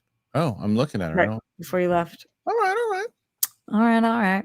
Anyway, so I tried them on and I got good feedback, and so I bought a $5 pair of them because Miu Miu money is not in my immediate.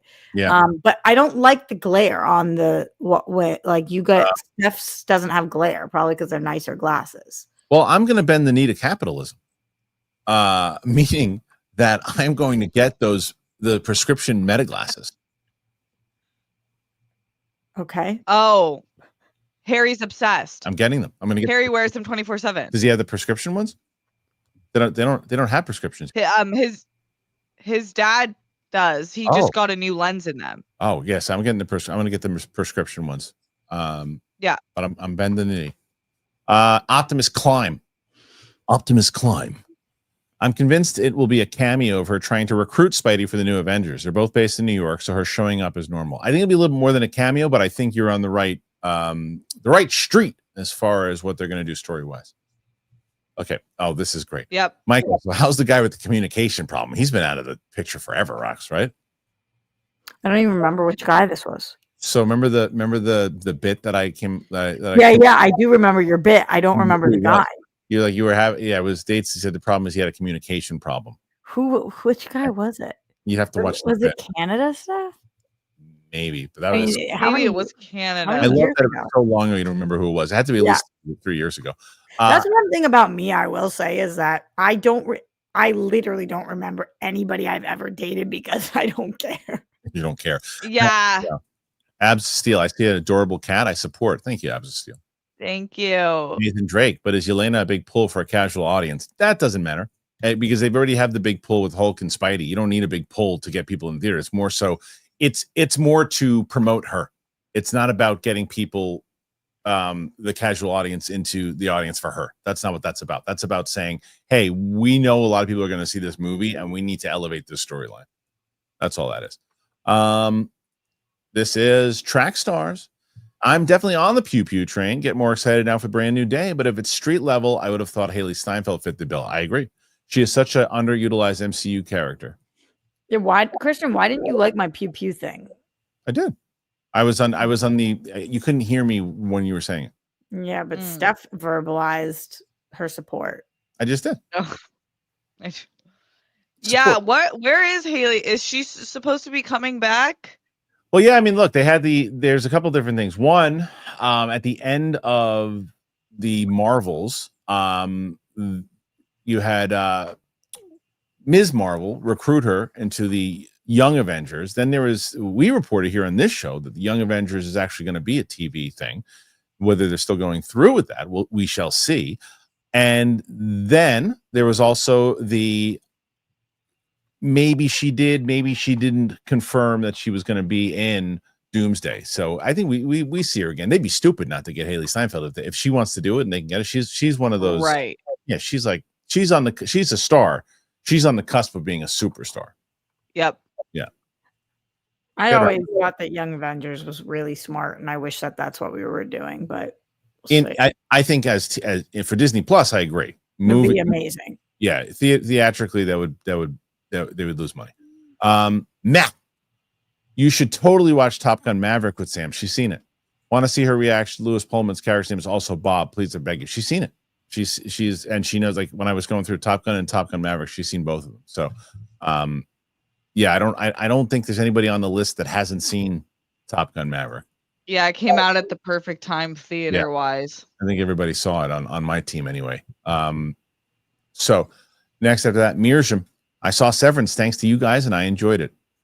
I told Roxy about this show so long ago and she never watched it. It took her forever. Yeah. And she fought me. So first, you know what she said?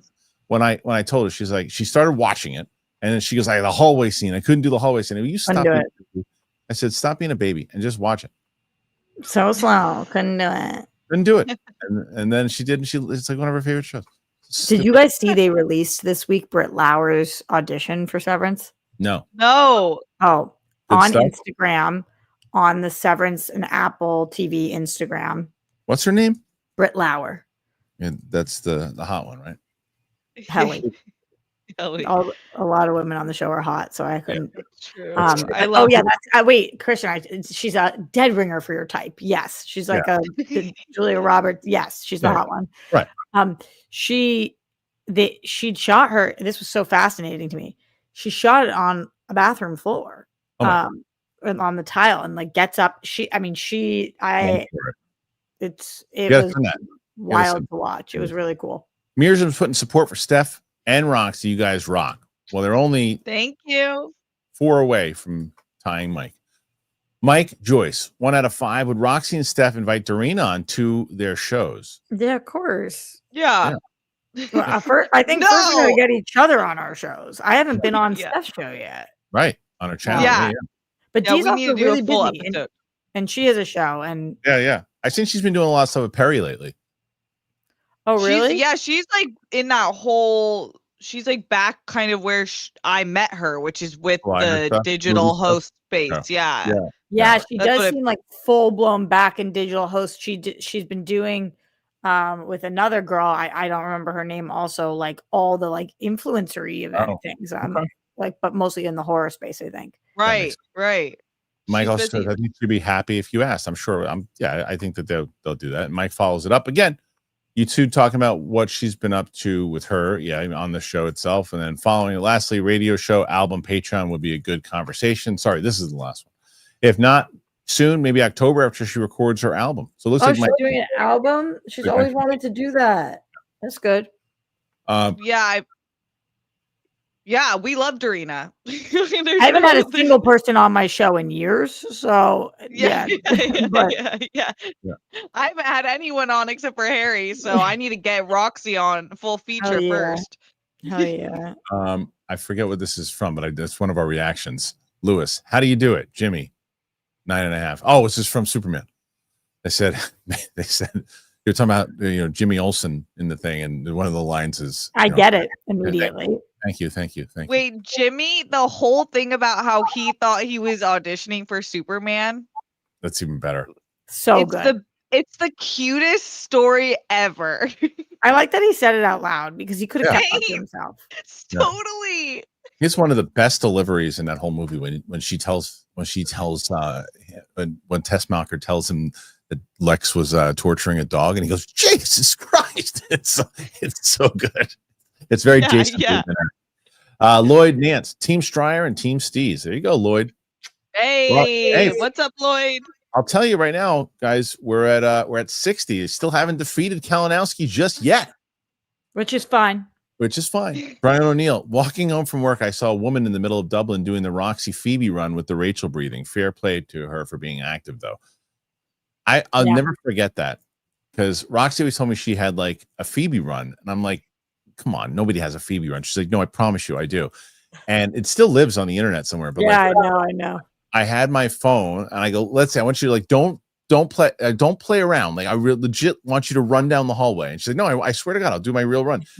And it is a dead on 100%. She runs like Phoebe, 100%. Yeah. I actually Naturally. I had a guy who didn't want to be with me because of the way I ran, which was hysterical. That did happen to me. You told me that. Yeah. He was like, it's very unattractive. I was like, well then. So's your breath. We've written like 3 parts in our script of where Roxy's character should run. Yeah. Just because. Yeah.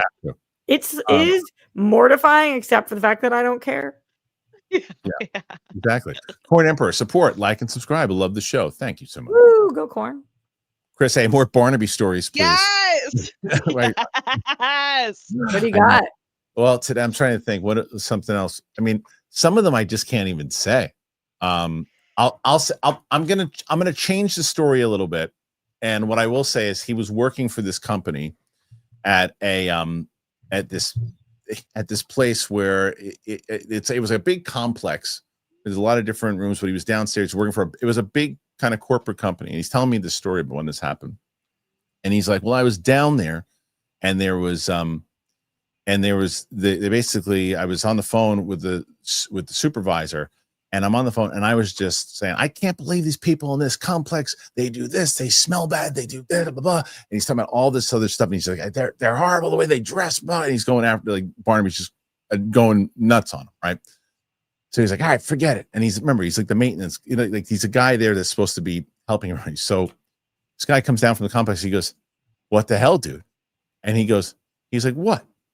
What do you need? Can I help you out with something? And he goes, that entire thing that you just said about complaining about everybody in this complex, it was on camera. We all saw it in every apartment.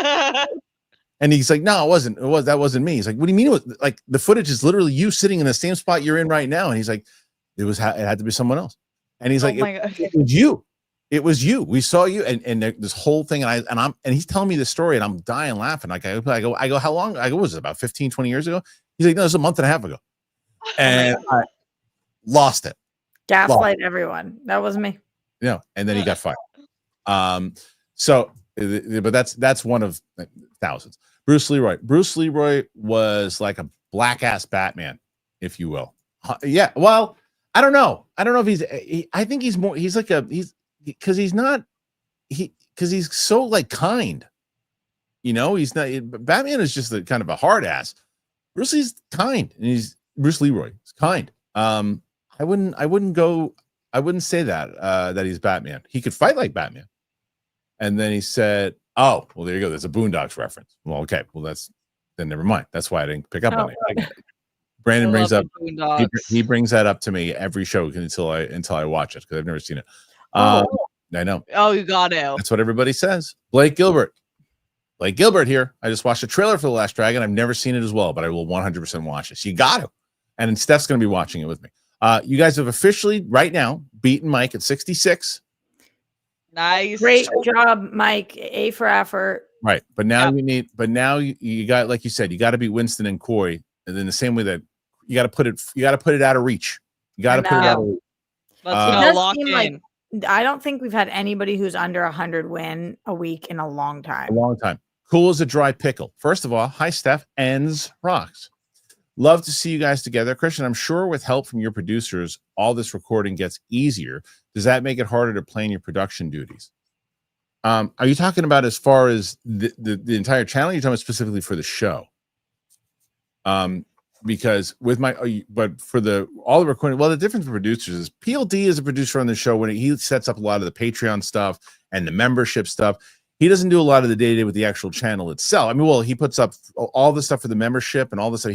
Without PLD, we can't coordinate that stuff. And he deals with the sponsors and things of that nature. So that's kind of what PLD does in a production side. Luke does everything from he helps me with thumbnails and stories and things of that nature. But when it comes to, there's other things that I just, that I have to do that they can't do because they're in different parts of the country. And Roxy keeps telling me to get an intern. She's been telling me for 5 years? Yeah, I think somebody would love to intern for you. It's so weird that you won't. Sam said you have to listen to Roxy. That's what she said.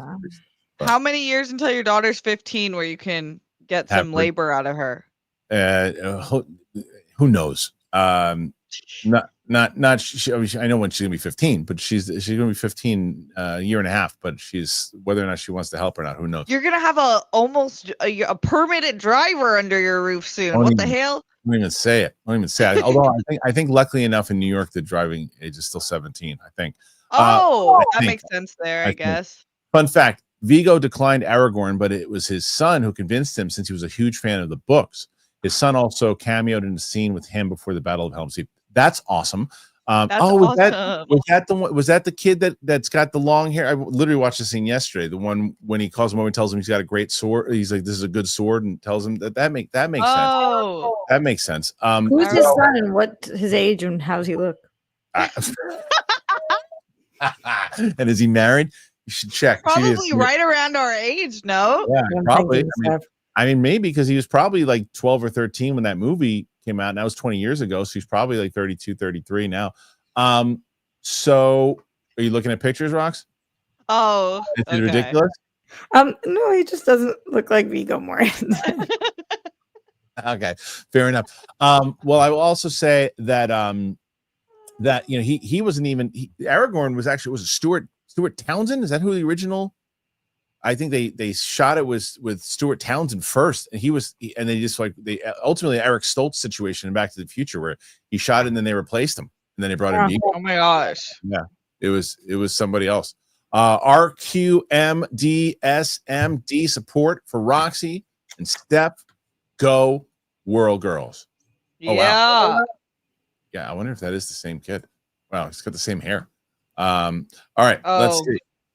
Yeah, it's just not Viggo. Right. Okay. Next one is Mirjam. Cannot wait to see Peacemaker season 2. Same. I'm looking forward to it. Really looking forward to it. I'm geeked. I'm so excited. I hope you guys really like it. Me too. Me too. Jay Anderson. Roxy. I'm solid.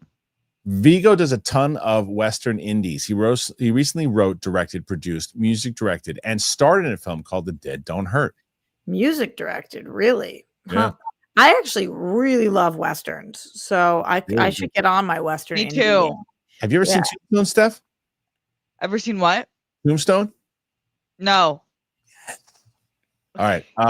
Kyle Wilson, Peacemaker reactions. Yes, but I'm probably going to be behind because I think that I'm going to do the Suicide Squad first with Sam. Then I'm going to do season 1 with Sam. And then we'll try to catch up to Peacemaker season 2 as it's kind of airing weekly, I think is where we're going to land with that. Right. Let's say thank you, Kyle. 72 currently, guys. 72. Abs of Steel. Great banter vibes on today's show. Yeah, I mean, look, if we can lock Roxy in for Thursdays permanently, I'd be a happy man. It'd be insane. But let me tell you this, like with all of the appreciation in the world for my life and the things I get to do, I am shooting until 11 p.m. tonight, back to back to back to back to back to back. From here, I'm going to run to Grammys, make sure she's taking care of lunch. Then I go into Real Rejects, and then I'm shooting Peacemaker, a couple more episodes, and another thing, and another thing. So it is like shooting like 3 videos with them today. Yeah, I'm shooting 4 videos with them today. Oh my gosh, it's a lot. Like my Thursday, I had to wake up at 5:30 this morning to prep for the fact that I didn't have these hours today. So I don't know that it's not always like that there, but I don't know that today's a lot for me. This is a big day. I get it. There's no way to request request Thursdays to block that out. And Thursdays are my day there, or one of my days there. But I usually don't do. I usually do 2 shoots on Thursday. Right. So That's a lot. That would probably be more manageable than. Okay. All right. So well, I would love to. Obviously, I might go back and forth. Brandon Summer Snyder was gatekeeping on Scoops. Wild. Oh, it's a shot on Snyder. Good, Brandon. All right. So Dylan Neal. I get every shot taken at him. And he does too. He does too. Dylan Neal. Hey guys, have ever you seen Reign of Fire? I did. It's Christian Bale and Matthew McConaughey. I really enjoyed it as a kid and rewatch it every now and then. Has Christian Bale and Matthew McConaughey. Yeah, I remember being bummed about it when I saw it though in the theater. I remember seeing it. You know what? I don't know if it's still there, Roxy, but I saw it at that AMC at the Promenade in Santa Monica. You know, the one that was like right in the corner there for a little while. Yeah, that theater was disgusting. It was gross. It was a gross theater. Disgusting. I mean, people like used to have sex in the theater while. Oh my god! Probably Snyder. It was probably Snyder. Yeah. Mearsum, love this. You guys are awesome sauce. Thank you, Mearsum. Appreciate that. You guys. Mearsum. 26 away from 100. 26 away. I think. Okay. Yeah. What'd you say, Rox? I said moving and grooving. Hell yeah, girl. Kyle Wilson, have you all seen Fix? So raunchy but funny. Yeah, I went to the special screening. I talked about it. So our good friend Marshall invited me to it, and I really enjoyed it. The beginning of it, I was like, okay, is this gonna? And I told the director as much at the thing afterwards, and I said, the beginning showed me like this could just be one bit, and then you can't rely on that for a whole thing. But it has a lot of heart. Do you guys see it yet? No, but people seem to be liking it. So yeah, I liked it. Aaron Ambrose. I would actually like to get, you know what? Maybe that's another one. I'm going to put that on the list too for Steph. Aaron Ambrose. Steph, we have you filming 4 videos a day. Oh my gosh. I can't do what Roxy does. I'm like 1 movie maximum. One thing about it that I will say is that I get it's hard to watch the screen. That's honestly why I got the blue light. Totally. My eyes start to burn. Of course. Yeah, I wouldn't be able to do that. Hope the online reactions open up the chance for you to react to anime now. My Hero and Demon Slayer are 2 of the best ones currently airing right now and also have great English subs. Well, I was supposed to go to that Demon Slayer movie today. The screening was at 10 o'clock this morning. 2 reasons I didn't go. The main reason, again, I took my daughter to her eye exam that she had this morning, so I couldn't go. But then the other reason is everybody, even Steph, was saying you can't see this movie if you don't know what the hell's going on. You'll be lost. Oh no, there's like I'm making Harry watch it, and I might do an entire episode on my channel just wanting people to watch this show. It's really that good. Huh? It makes me want to go to like a remote location in the Japanese mountains and start training for my life. That's how I feel. I'm ready to be a warrior. Do you know what I started watching yesterday, and I just put the reaction up on the channel, is The Amazing Digital Circus. Have either one of you guys seen this? No. It's on Netflix too. So Luke told me about it first, and it was this thing. It's got like the first episode has like hundreds of millions of views. The first episode on YouTube, and like the most recent one has like 95 million views. So it's called The Amazing Digital Circus. And when you first watch it, like, what am I watching? It actually has, you can see there's a lot of different. They take homage from a lot of different mediums, whether it's Severance, Matrix, but it's like a kid's thing, Wreck-It Ralph. There's all these different things that are happening inside of this. And we watched first episode, and it didn't do very well. I knew it wouldn't, but the I'm gonna watch the rest of it and see catching up wise because I'm actually intrigued by it. Huh. But it's and my daughter was like, "You have to watch this, Dad." And then the only reason I'm finishing it actually is because of her. Because she's like, "I want to talk." She's like, "I want to talk to you," but not. That's Well, cute. let me backtrack on that. I would finish the show because I'm enjoying it. I would finish it anyway.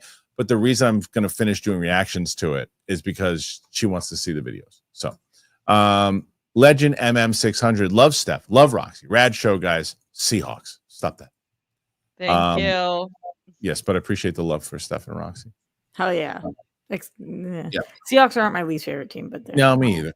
Joshua Spencer, what are your favorite TV show scores? Mine are Michael Giacchino's Lost. It's great, and Bear McCreary's Battlestar. Both great choices. Great choices. Overall, well, I think mine probably Lost too. It's just like the most beautiful of all time. Yeah, but I listened to that one pretty often when it came out. I'd have to think about that. I mean, because a lot of like score, you're talking about score specifically, because soundtracks, I would go Sopranos. Like the soundtrack is so good. A lot of score, Kristian. I know a lot of TV shows though really play with soundtracks. You know, like Severance's score has been fire. Actually, I was just thinking that like a most recent Severance is such a banger. Yeah. Severance. Dexter is a good one. I like Dexter. You guys like Game of Thrones score? Oh, Game of Thrones. Yeah. It's a great call. Game of Thrones is great. Succession had a really good one too. Yeah. So there you go.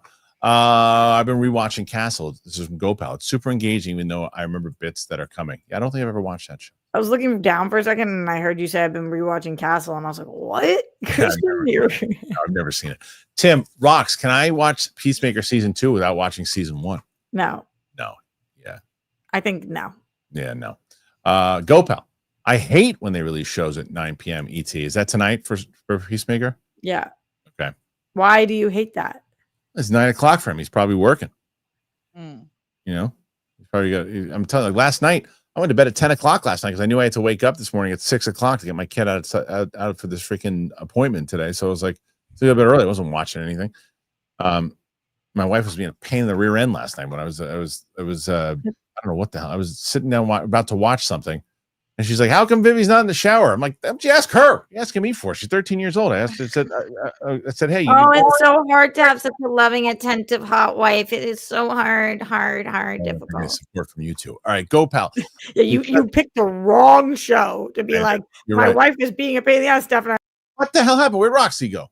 Why'd she bail? She was making a good point. I'm done with your shit. That's fair. Go, pal. It's not the first time or last time I've heard that from a woman. Go, pal. Because initially I think I can watch a particular day, but 9 is too late for my old ass. There you go. Oh, so I have to wait until the next day. Yeah, I get it. I have the exact opposite where I hate how early things drop here because I'm not home yet. And it's like everybody's talking about stuff that drops at 6 and I'm not off of work. There's nothing worse than watching sports on the West Coast. Watching sports on the West Coast sucks. The Celtics games being at 4 p.m. is like, what the hell is that? I was so not used to getting back here, Roxy, when I'm like, oh, I gotta wake up to watch the Giants at 10 in the morning. I'm like, no, I don't. It's 1 p.m., man. Yeah, the 10 a.m. football is so lackluster. It's insane. It's crazy. I'm still not used to it. Beer and wings at 10 a.m. No, I know. Rashad Green, Roxy was my favorite manager in the Schmodown. There's no gimmicks, no theatrics, all heart. You could chill. She truly cared about the players and their success. She did. Did you like managing Chandru? It was also short-lived, Kristian, for me. Other than Alex and Odd Couple, it was like blips on the radar. Yeah, that was a lot of fun. I don't mean it like that because Chandru and I still speak. I really like him. He's awesome. Good gimmick. He's so awesome. Yeah, he's amazing. He's that. If that question ever came up, I'll answer it now. Who's a player that when they first came in, you weren't impressed by, that you wound up becoming really impressed by? He became someone I was like, I don't know if he's going to do anything in this league, to being he was one of my favorite Schmodown players of all time. So great. So fun. So dedicated. So great. So yeah, my answer is definitely yes. It's just like it was so short. It was short-lived. It was, especially at that time. Abs of Steel was also late to the Arcane party. It's incredible. It's a masterpiece. I need news of the next project series ASAP. We're dying for more. Well, they're not doing Arcane season 3, but they're probably going to do like spin-off stuff. They announced a spin-off. Yeah. Is it Jinx? The Jinx? I don't know because I haven't looked into. Oh, okay. I just know when I started Well, watching. you don't want to get spoiled stuff, right? Yeah. RQM DSMD support for Roxy and Steph. There you go. At 82, the support is real. We gotta keep it up. Yeah, Roxy, have you seen Butterfly? What is that? I don't know. So I guess no. I saw the butterfly effect. Oh, me too. And part 2. Bobby Jackson, Mahershala. 2? Yeah, but I don't think Ashton Kutcher was in it. Bobby Jackson, Mahershala would make a great Norman Osborn. He would. Yeah, he would. Yeah. He'd be great if they brought him in, but I think it's too soon that they're gonna. I don't think they have enough time to make that deal happen. Track stars. Oh my God, that Stitch mug, Steph. Oh yeah, it's amazing. One of my favorite things at Oh, that's Disneyland pretty is their mugs. Look yeah, at that. Oh, that's pretty awesome. I didn't even see That that. is sick. Yeah. Yeah. Kristian, you don't know this about me, but one thing about me is Steph can't be drinking. And the whole show I've been thinking about interrupting and asking you this. What are you drinking? Oh, okay. So I saw someone ask if it was my matcha's in the fridge waiting for me. This Okay. I start my morning with a double espresso. Okay. Yeah. Yeah, I have to know, Kristian. She can't be drinking something and I don't know. It drives me crazy. Half to know. Yeah. Oh, now you know. It's like, Now you know. Saying, how are you doing? Now you know.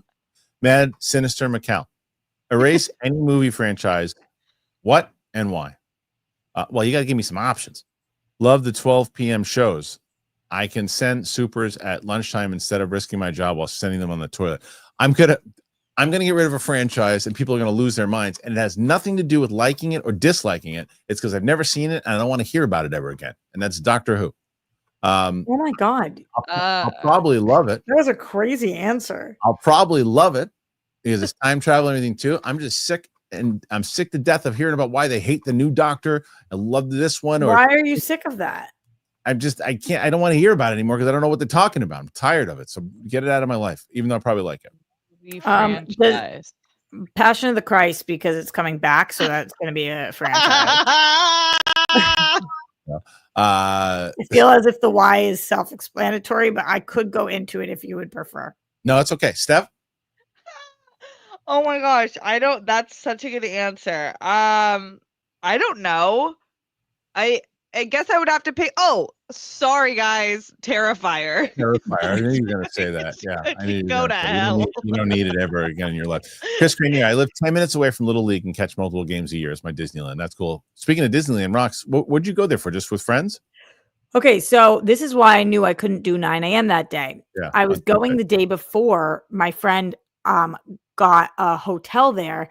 Oh. And if you stay at a hotel, you can go at 7 a.m. before anybody else goes and be in an empty park. Oh, wow. I didn't know. Have you ever done that before? No, I've never done that before. Okay. So I only went that day for it from 7 a.m. to 9 a.m. Amazing. Literally for 2 hours. And in the first 30 minutes, I did 6 rides. Wow. It's like the coolest thing ever.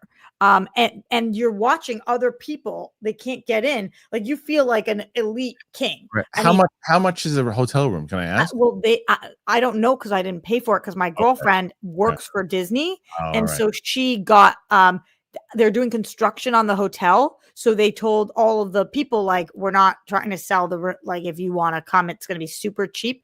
So I think for us, it was, I don't even know whatever it was, she wouldn't even let me pay her because it was so inexpensive. But normally that hotel is like $1,200 a night or something. Okay, so that's why I was like, I can't say no to this. This is like a once in a lifetime opportunity. That's what you're paying. That's the reason why you're paying. Right. It was so cool. Like we literally, there's nobody. It was like, what the hell is this? I'm paying 12. My oldest and my wife are notoriously not early risers.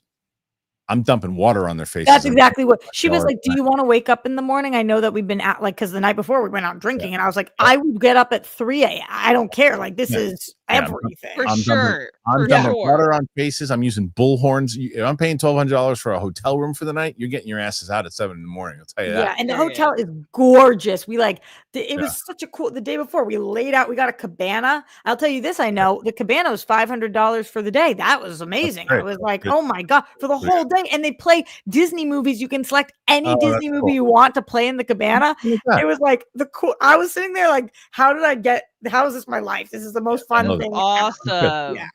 And Chris Grenier, and it's free to get in. That's true. Little League. I mean, look, it sounds like a lot of fun, Chris. I got to tell you, I'll be honest. Like that Little League games are what you said before, the purest form of baseball. I was Pal. at Little League games my entire childhood because that was my okay. brother's main sport. that was- Literally I don't know every about that. single weekend. Yes, Yeah. I ran the snack bar. Ran it. Go, pal. I like the first 2 episodes of Butterfly, but been too caught up to Castle to go back yet. You got to check out that Butterfly show. I've Rock. never even heard of it. Yeah. Yeah. Let's see. Bobby Jackson Perry has an interview up with Tremel Tillman. That's really good. You've been getting some good peeps lately. Oh yeah, that's awesome. That makes sense. Mad Sinister McCall. Skittles or Starburst? Which one is better? Well, Skittles is intrinsically like Skittles is like the kind of shit they put in Skittles, though. I don't know if it's the same as Starburst. After I read some article about what chemicals and stuff go into Skittles, I'll never have Skittles ever again in my life. They banned it, Christian. Yeah.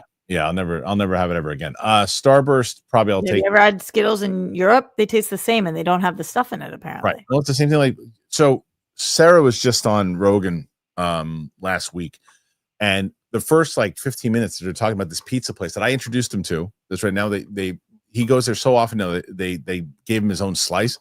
They talk the reason they import all their dough and stuff from or flour and stuff from Italy, because the what they put here in the States, it's like so bad for you that keeps like they don't do. That's why that for us it's like, when we're eating pizza here and you get fat and all that stuff from eating it, it's because of all the shit that they put in it. That's why people you don't see a lot of fat people in Italy eating pizza. You just don't see it because it's the shit we're putting in our bodies here. You should be able to eat anything you want. You should be able to eat anything you want and not be chastised for it. But the reason why is because they're putting bad chemicals in there.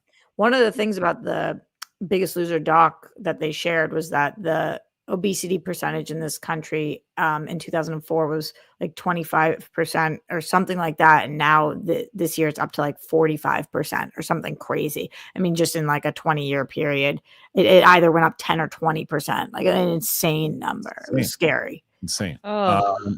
C. Black. Jeff Snyder reported months ago that Tremel Tillman was being eyed for Kang. Thoughts? I remember that. I mean, well, then they asked him about it too, and I think he said there were conversations about it, but I think they just went away from even approaching it. So, yeah, I believe that was true. I just don't think. Yeah, that makes sense. Yeah, I'm over the multiverse, though. Yeah, me too. Casey Grant, support for the Whirl Girls. Here you go. Thank you. 89.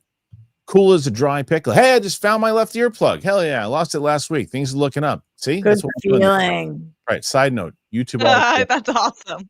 Yeah, that's what we do in this show. We help find earplugs. Buster Barnes, Snyder versus Gunn and Roca versus Coy. DC Studios podcast versus the James Gunn Mike podcast. Let's go. All right, have a blast. Let's see. What's the Roca versus Coy thing? Okay. Here's them Serenity Moon. Support the Whirl Girls and we'll watch Love is Blind UK soon too. And did you watch We Were Liars, Roxy and stuff? This is the #1 recommended show to me this year that I haven't watched. And I was just doing, I don't think I'm allowed to say, but on Katie Sackhoff's podcast, I don't think she has dropped the guest yet, but whatever. They were talking about the show. I'm interested in the show. Is it what Carrie? Is that what you said? No, it's literally in front of you. We Were Liars. We Were Liars. So but the one you just sent the time codes for? Yes. That's up on, that goes up. Those episodes go up on Tuesday. So that's up. So it's up. So Raul Coley was in We Were Liars. I didn't know that. I didn't know either. That's awesome. What a great guest. I haven't done her clips yet for that episode. That episode was really good. He seems amazing. Sure. He dates Alana Pierce, who is who I'm friendly with. She's lovely. And she's like a huge Twitch streamer gamer. And Steph, remember we saw them at Comic-Con, like behind the DJ booth doing that. Yeah, they seem like a great couple, and he seemed like a great guy. I loved it. Was a really good interview. I need to catch up with Love is Blind UK too. I thought so good. You're gonna love it. The first season was so clearly they were so much better than the US. Right. It made me sad because I was like, oh, like 90% of these people are normal. This and will the make US you more it's like sad. all of you are psycho. What's going on? They're all like really like you feel for them. Okay, cool. All right. 91, ladies. 91. 7 minutes to go. Pooch Shoot Riot. Christian, a reaction you'll never do, but should because the comedy is absurd, is Freaked. Is that the one with directed and stars Alex Winters and as Mr. T as the bearded lady. I don't even know what the hell it is. But I did put Freaky. I put that on. I told you it has to be on your list. It's amazing. I put that on my list. Have you ever seen that one, Steph? Freaky? No. Okay, maybe we'll watch that. So good. Okay, maybe we'll watch it. It is horror. I've never seen that either, but it's like comedy horror, right? You'd be okay with it, Steph. Yeah, I think. Okay. Bobby Jackson, Roxy, I know he's pretty busy, but when do you think you can get Jet on your show again? Yeah, I can't get Jet on the phone. And for people who don't know, Jet is Roxy's brother. That's my brother who has an 8-month baby who yes, and I feel his pain. It is so like, oh my God, this mofo, like the only time I FaceTime him like 10 times a day because I got to see my niece, but get him on the show. I can't get him to commit to a 5-minute phone call right now. All right. Simon Section. Bruce Leroy was also in the first Matrix opera. I did not know that. I didn't know that either. Me either. Well, you didn't even know who Bruce Leroy was. I do know. I know the actor is. Yeah. Okay. I just didn't know the movie. Okay. Mike Joyce, would Roxy be able to use the reject space to film reaction? No, I wouldn't ask for that. I wouldn't ask Greg to do that.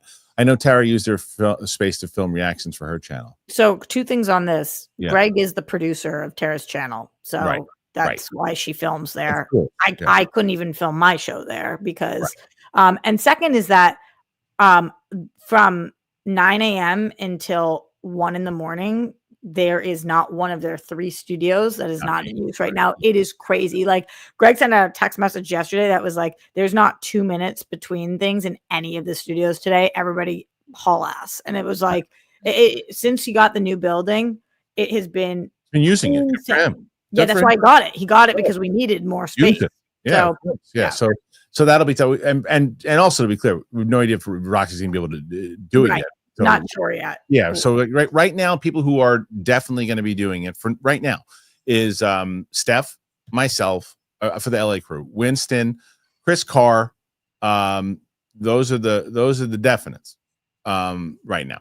And so I'm got to send the list to Steph, and I'm obviously not including my New York crew, including the LA ones. Although we got an email from you, Kristian, that I was like, oh, we can talk off air about it, but like, is this setup not work?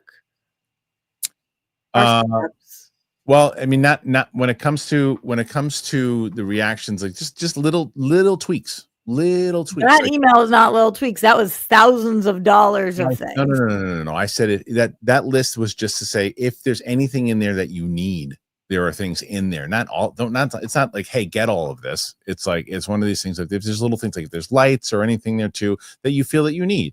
Like Mike needs a whole new setup. Mike needs someone to take, and I said this yesterday, he needs someone to take a nuclear bomb and put it to his whole entire setup. He needs to rebuild. There are just little, like Winston's getting some lights and other things. It just needs to be, I want it to look, because I want it for the audience. I want it to look good. And I don't want it to look, what? Winston's setup is sick. He needs, his lighting is off. Really? His lighting's off. He knows it too. We talked about it. It doesn't pop as much. My lighting was off for a long time. Like I just do self tapes with Winston all the time, and his lighting is insanely good. I wonder if he uses a different setup for the show than he does for. Maybe. All right. Anyway, Ryan S. Support for Steph and Roxy to win the week. Well, they're at 92, guys. They're at 92 with 3 minutes left. Let's get to 100. Go, pal. Just saw Millie Bobby Brown adopted a baby. I saw that also. Hey, good for them. Oh, really? I just saw that during the fact that I know that over you guys is hilarious. Go, pal. All I know is she has like 20 animals. So that I didn't know that they were on the baby hunt. That's awesome. Some of those animals are going to hit the road soon. I'll tell you that. Go, pal. My God, Stranger Things has taken a long time. It's almost here though. You don't feel like it once it's gone. You'll miss the wait. Abs of Steel went down a Jenna Ortega rabbit hole. What the hell is wrong with me? The first thing I said, I thought this person wrote Jenna Jameson, who hasn't been in the news in God knows how long. Went down a Jenna Ortega rabbit hole, and you're missing Jenna Jameson. I'm just saying, I haven't heard that name in forever, but that's what my. There's a poster of her in my house, not this house. There was growing up. Skills. Yep. Went down a Jenna Ortega rabbit hole, and she's attached to Taika and J.J. Abrams movies. Wow, but haven't heard any news of them. Heard anything? No, I have not. You guys? Yeah, I think she's gonna be in everything. Yeah, right. No, I haven't heard this. Yeah, I haven't heard it. That makes sense though. Corn Emperor. Highlight from the 4 comic book movies this year. You asking a question there? Superman. Highlight. Oh, what is the one highlight? Which movie? I'll tell you, even though I still don't know where I'm going between Fantastic Four or Thunderbolts as which one I liked better yet, because I want to see Fantastic Four again, I'm going to say Thunderbolts is the highlight because it's the most different out of all of them. And I think it was the kind of they had the most depth to any of them out of the 3 of them for sure too. Superman for me. Okay. Andrew Thomas. I am here to support both the most beautiful women with glasses, Roxy and Steph. Well, there you go. Are we the most beautiful women with glasses, or are we both the most beautiful women? Both. Period. Yeah. With glasses. I think both. Yeah. RQMDSMD. Support for Roxy and Steph. There you go. Adit Mahmood. Daphne Keane joins Percy Jackson season 3 as Artemis. Very smart. She's a star. Did they announce season 3? I guess so. Why wouldn't they? It's like one of the highest rated things that they have on that. I know. I hope they make some changes in season 2. I watched the whole season 1. Me too. I don't know when season 2 comes out. I'm sure soon because the kids are at that age where they're just like growing insane amounts every month. Yeah. So I'm sure soon. Callie Kid, are you going to the Oasis concert at Rose Bowl? I want to get tickets so bad, and I have a whole group of friends from high school that are going. The last time I saw Oasis, I skipped my 8th grade graduation to go see Oasis.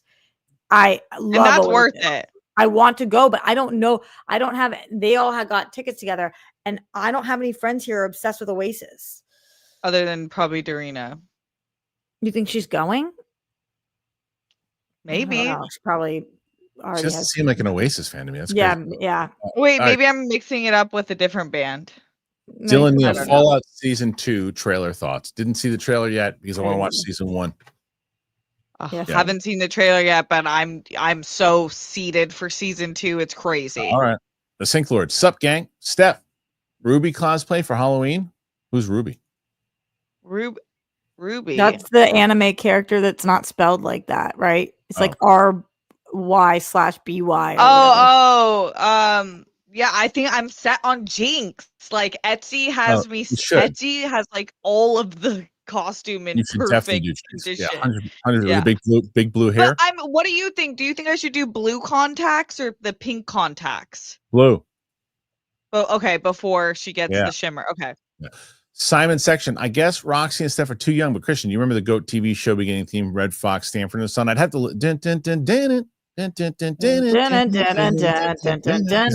think that's it. Yeah. Dick Smoker. You should check out the Box Office Boys. They're hilarious. I don't think I know them. Do you know them? Do you think that BO stands for box office? It's better than body odor. I don't know. Go Pal. Butterfly's new Prime series with Daniel Day Kim. Oh, there you go. Okay. There you go. I haven't checked that. Rishi Shukla. Glad you didn't go to the Demon Slayer screening. It would have been like going to Infinity War without seeing any MCU. That's fair. Also, the movie Fast is filming on my girlfriend's street right now. Should I go ask Lennar about Batman? Yes. I think everybody's probably asking him about Batman. Everybody is. Mike, has Steph seen the Chucky movies? Good to react to. No, I actually haven't. Okay. And Roxy thinks I'm gonna really like them though. Love. So. I think you're gonna get a kick out of Chucky. Yeah. I think I will too, because I liked Megan. All right, let me put. And I feel like Chucky's the OG kind of maniacal doll. Yeah. Put Chucky on there. Scott Horwitz. Is Lord of the Rings the best trilogy? What's Roxy? Lord of the Rings best trilogy? What's Roxy smoking? There's only one. Return, and it ain't of the King. It's Jedi. 9 hours of people walking. No thanks. So who's wrote that? Roka? Oh, I don't agree. You know me. I'm a Star Wars diehard. Yeah. Star Wars is my favorite trilogy. Lord of the Rings is the best trilogy. It's pretty damn good. I'm not saying it anything. is masterful. Yeah. Bobby Jackson. Kristian, you looking forward to the new Highlander with Henry Cavill? I am, very much so. Maybe the original would make for a good reaction. Before the new movies come out, that's when I'll do that. But yes, I think it's a good idea, Bobby. It's a great idea. Brandon, casting Tramiel Tillman cast Tramiel Tillman in everything. The man can do no wrong. His character in Severance and Am I Dead Reckoning are my favorite from each. He was so good. So good. Michael. You ever heard of the expression any and everything? Yes. First Passion movie is amazing. Can't wait for the second. Says Michael. Was this a joke? I don't know. Some of the comments did legitimately say, like, Roxy, come on. And it's like, all right, bro. Bobby Jackson. As a Catholic, no, it's too Bobby much. Jackson. Has anyone watched Night Always Comes with Vanessa Kirby on Netflix yet? No, I don't know what that is. No, my sister started watching it. She said this is really good. I like Vanessa Kirby. Patty Boy, Me Christian too. should go to WDW for a week at a nice resort. It's the most fun ever. What is that? Oh, World Disney World. You and your family will have the best time ever. So much fun and great food. So we're talking about it. We're coming to LA at the end of the year. And one of those days, my little one wants to go to Disneyland. So we're probably going to go for a day. Yeah. Right in the beginning of January. RQM DSMD, support for Roxy and Steph. Almost at the end here.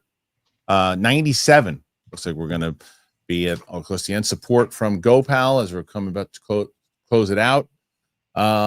Could be it. Hold on. Thank you, GoPal.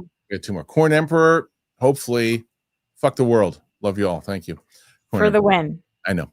GoPal. Just got my first progressives. How are your eyes? They're shit. Long vision, not bad. Short sucks. Real bad. Sorry. Yeah, they're bad. Mine are really good. I just reading. I have astigmatism. Oh, all right. Corn Emperor, Star Wars or Lord of the Rings, but I adore both. Next trilogy, GOAT on list. Next trilogy, GOAT on list. Oh, after that, there's not trilogies. I mean, I would. Before trilogy Austin is Powers. So it's not a trilogy. Is there only 3, or is there 4? Is it 3? Okay, that's a good one. Because I mean, what else is? I love the before. Yeah. I need to see those ones. So good. Oh, okay. All right, let's see. Simon section. Okay, the timing was off. I'm glad you remember the theme. Saw F1 on IMAX. Good, not great. How dare you? One of my favorite movies. So good. So great. Sync Lord. Good. I meant Ruby from K-pop. Jinx is sick though. Go team. Well, Ruby and Jinx kind of. They're kind of like the same. Yeah. Rumi. Do you mean Rumi? Rumi, yeah. I love totally. I've definitely thought about being one of the K-pop girls for Halloween, but maybe next time. All right, Marco, where does the name Whirl Girls come from? Because we gave everything a whirl. There you go. Right. Like and weeks of pondering a name. Rob-tastic. My friends have had no interest in seeing superhero movies, but they already have their tickets for Demon Slayer. We were hyped for it. That's awesome. Really wish I would have caught that screening. RQMDSMD, support for Roxy and Steph. Christian going to face the wrath of Crystal, Doctor Who fan. Yes, I know. I'm sure I am. Booze. Who's getting evicted tonight, Roxy? Oh, I don't know. It is the most unpredictable season of Big Brother ever. Okay. I was like, whoa. That's less exciting. I think you're talking about. Who do you think, Booze? Who do you think? He'll tell us. Kyle Wilson, Back to the Future is a great trilogy. It's good. Before trilogy overall, maybe Batman, but I like that's true. The Dark Knight. TCA trilogy is definitely my favorite. That's my favorite trilogy. That's good. Okay, listen. 106, pretty damn good. Steph's still talking about Batman, but she'll come back. Yeah. Perfect. So let's start with Roxy while we still have Steph. Roxy. Everywhere at Roxy Striar, and I go live on Wednesday and Sunday nights. On Sunday, I go live right after Steph, so we do a little 1-2 punch. That's me. All right, Steph Sabraw, where can they find you? At Steph Sabraw, youtube.com/Steph Sabraw. I'm dropping videos Tuesday, Thursday, and then going live on Sunday before Rocks. Well, I'm excited that we had both you guys on. I hope that this is not a one-time thing because I love having the Whirl Girls on. Thank you, Corn. It was a pleasure to have both you guys on. Excited. I liked the vibe. I hope we can continue it on. Roxy, have a great day today with your busy day that you're going to have. And stay happy. I like where you're at. I like you in your happy place. Good stuff. It's because Steph was here this morning. I know. I'm saying.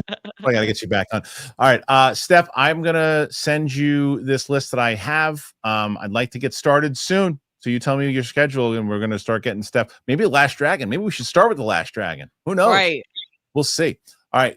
You guys rule. Thank you so much to Roxy. Thank you so much to Steph. I'm so glad that we had this show here today. You guys got the Whirl Girls all the way up to 108. Amazing. Ken, Winston, and Coy do it tomorrow. We shall see. All right, everybody. See you on the flip side.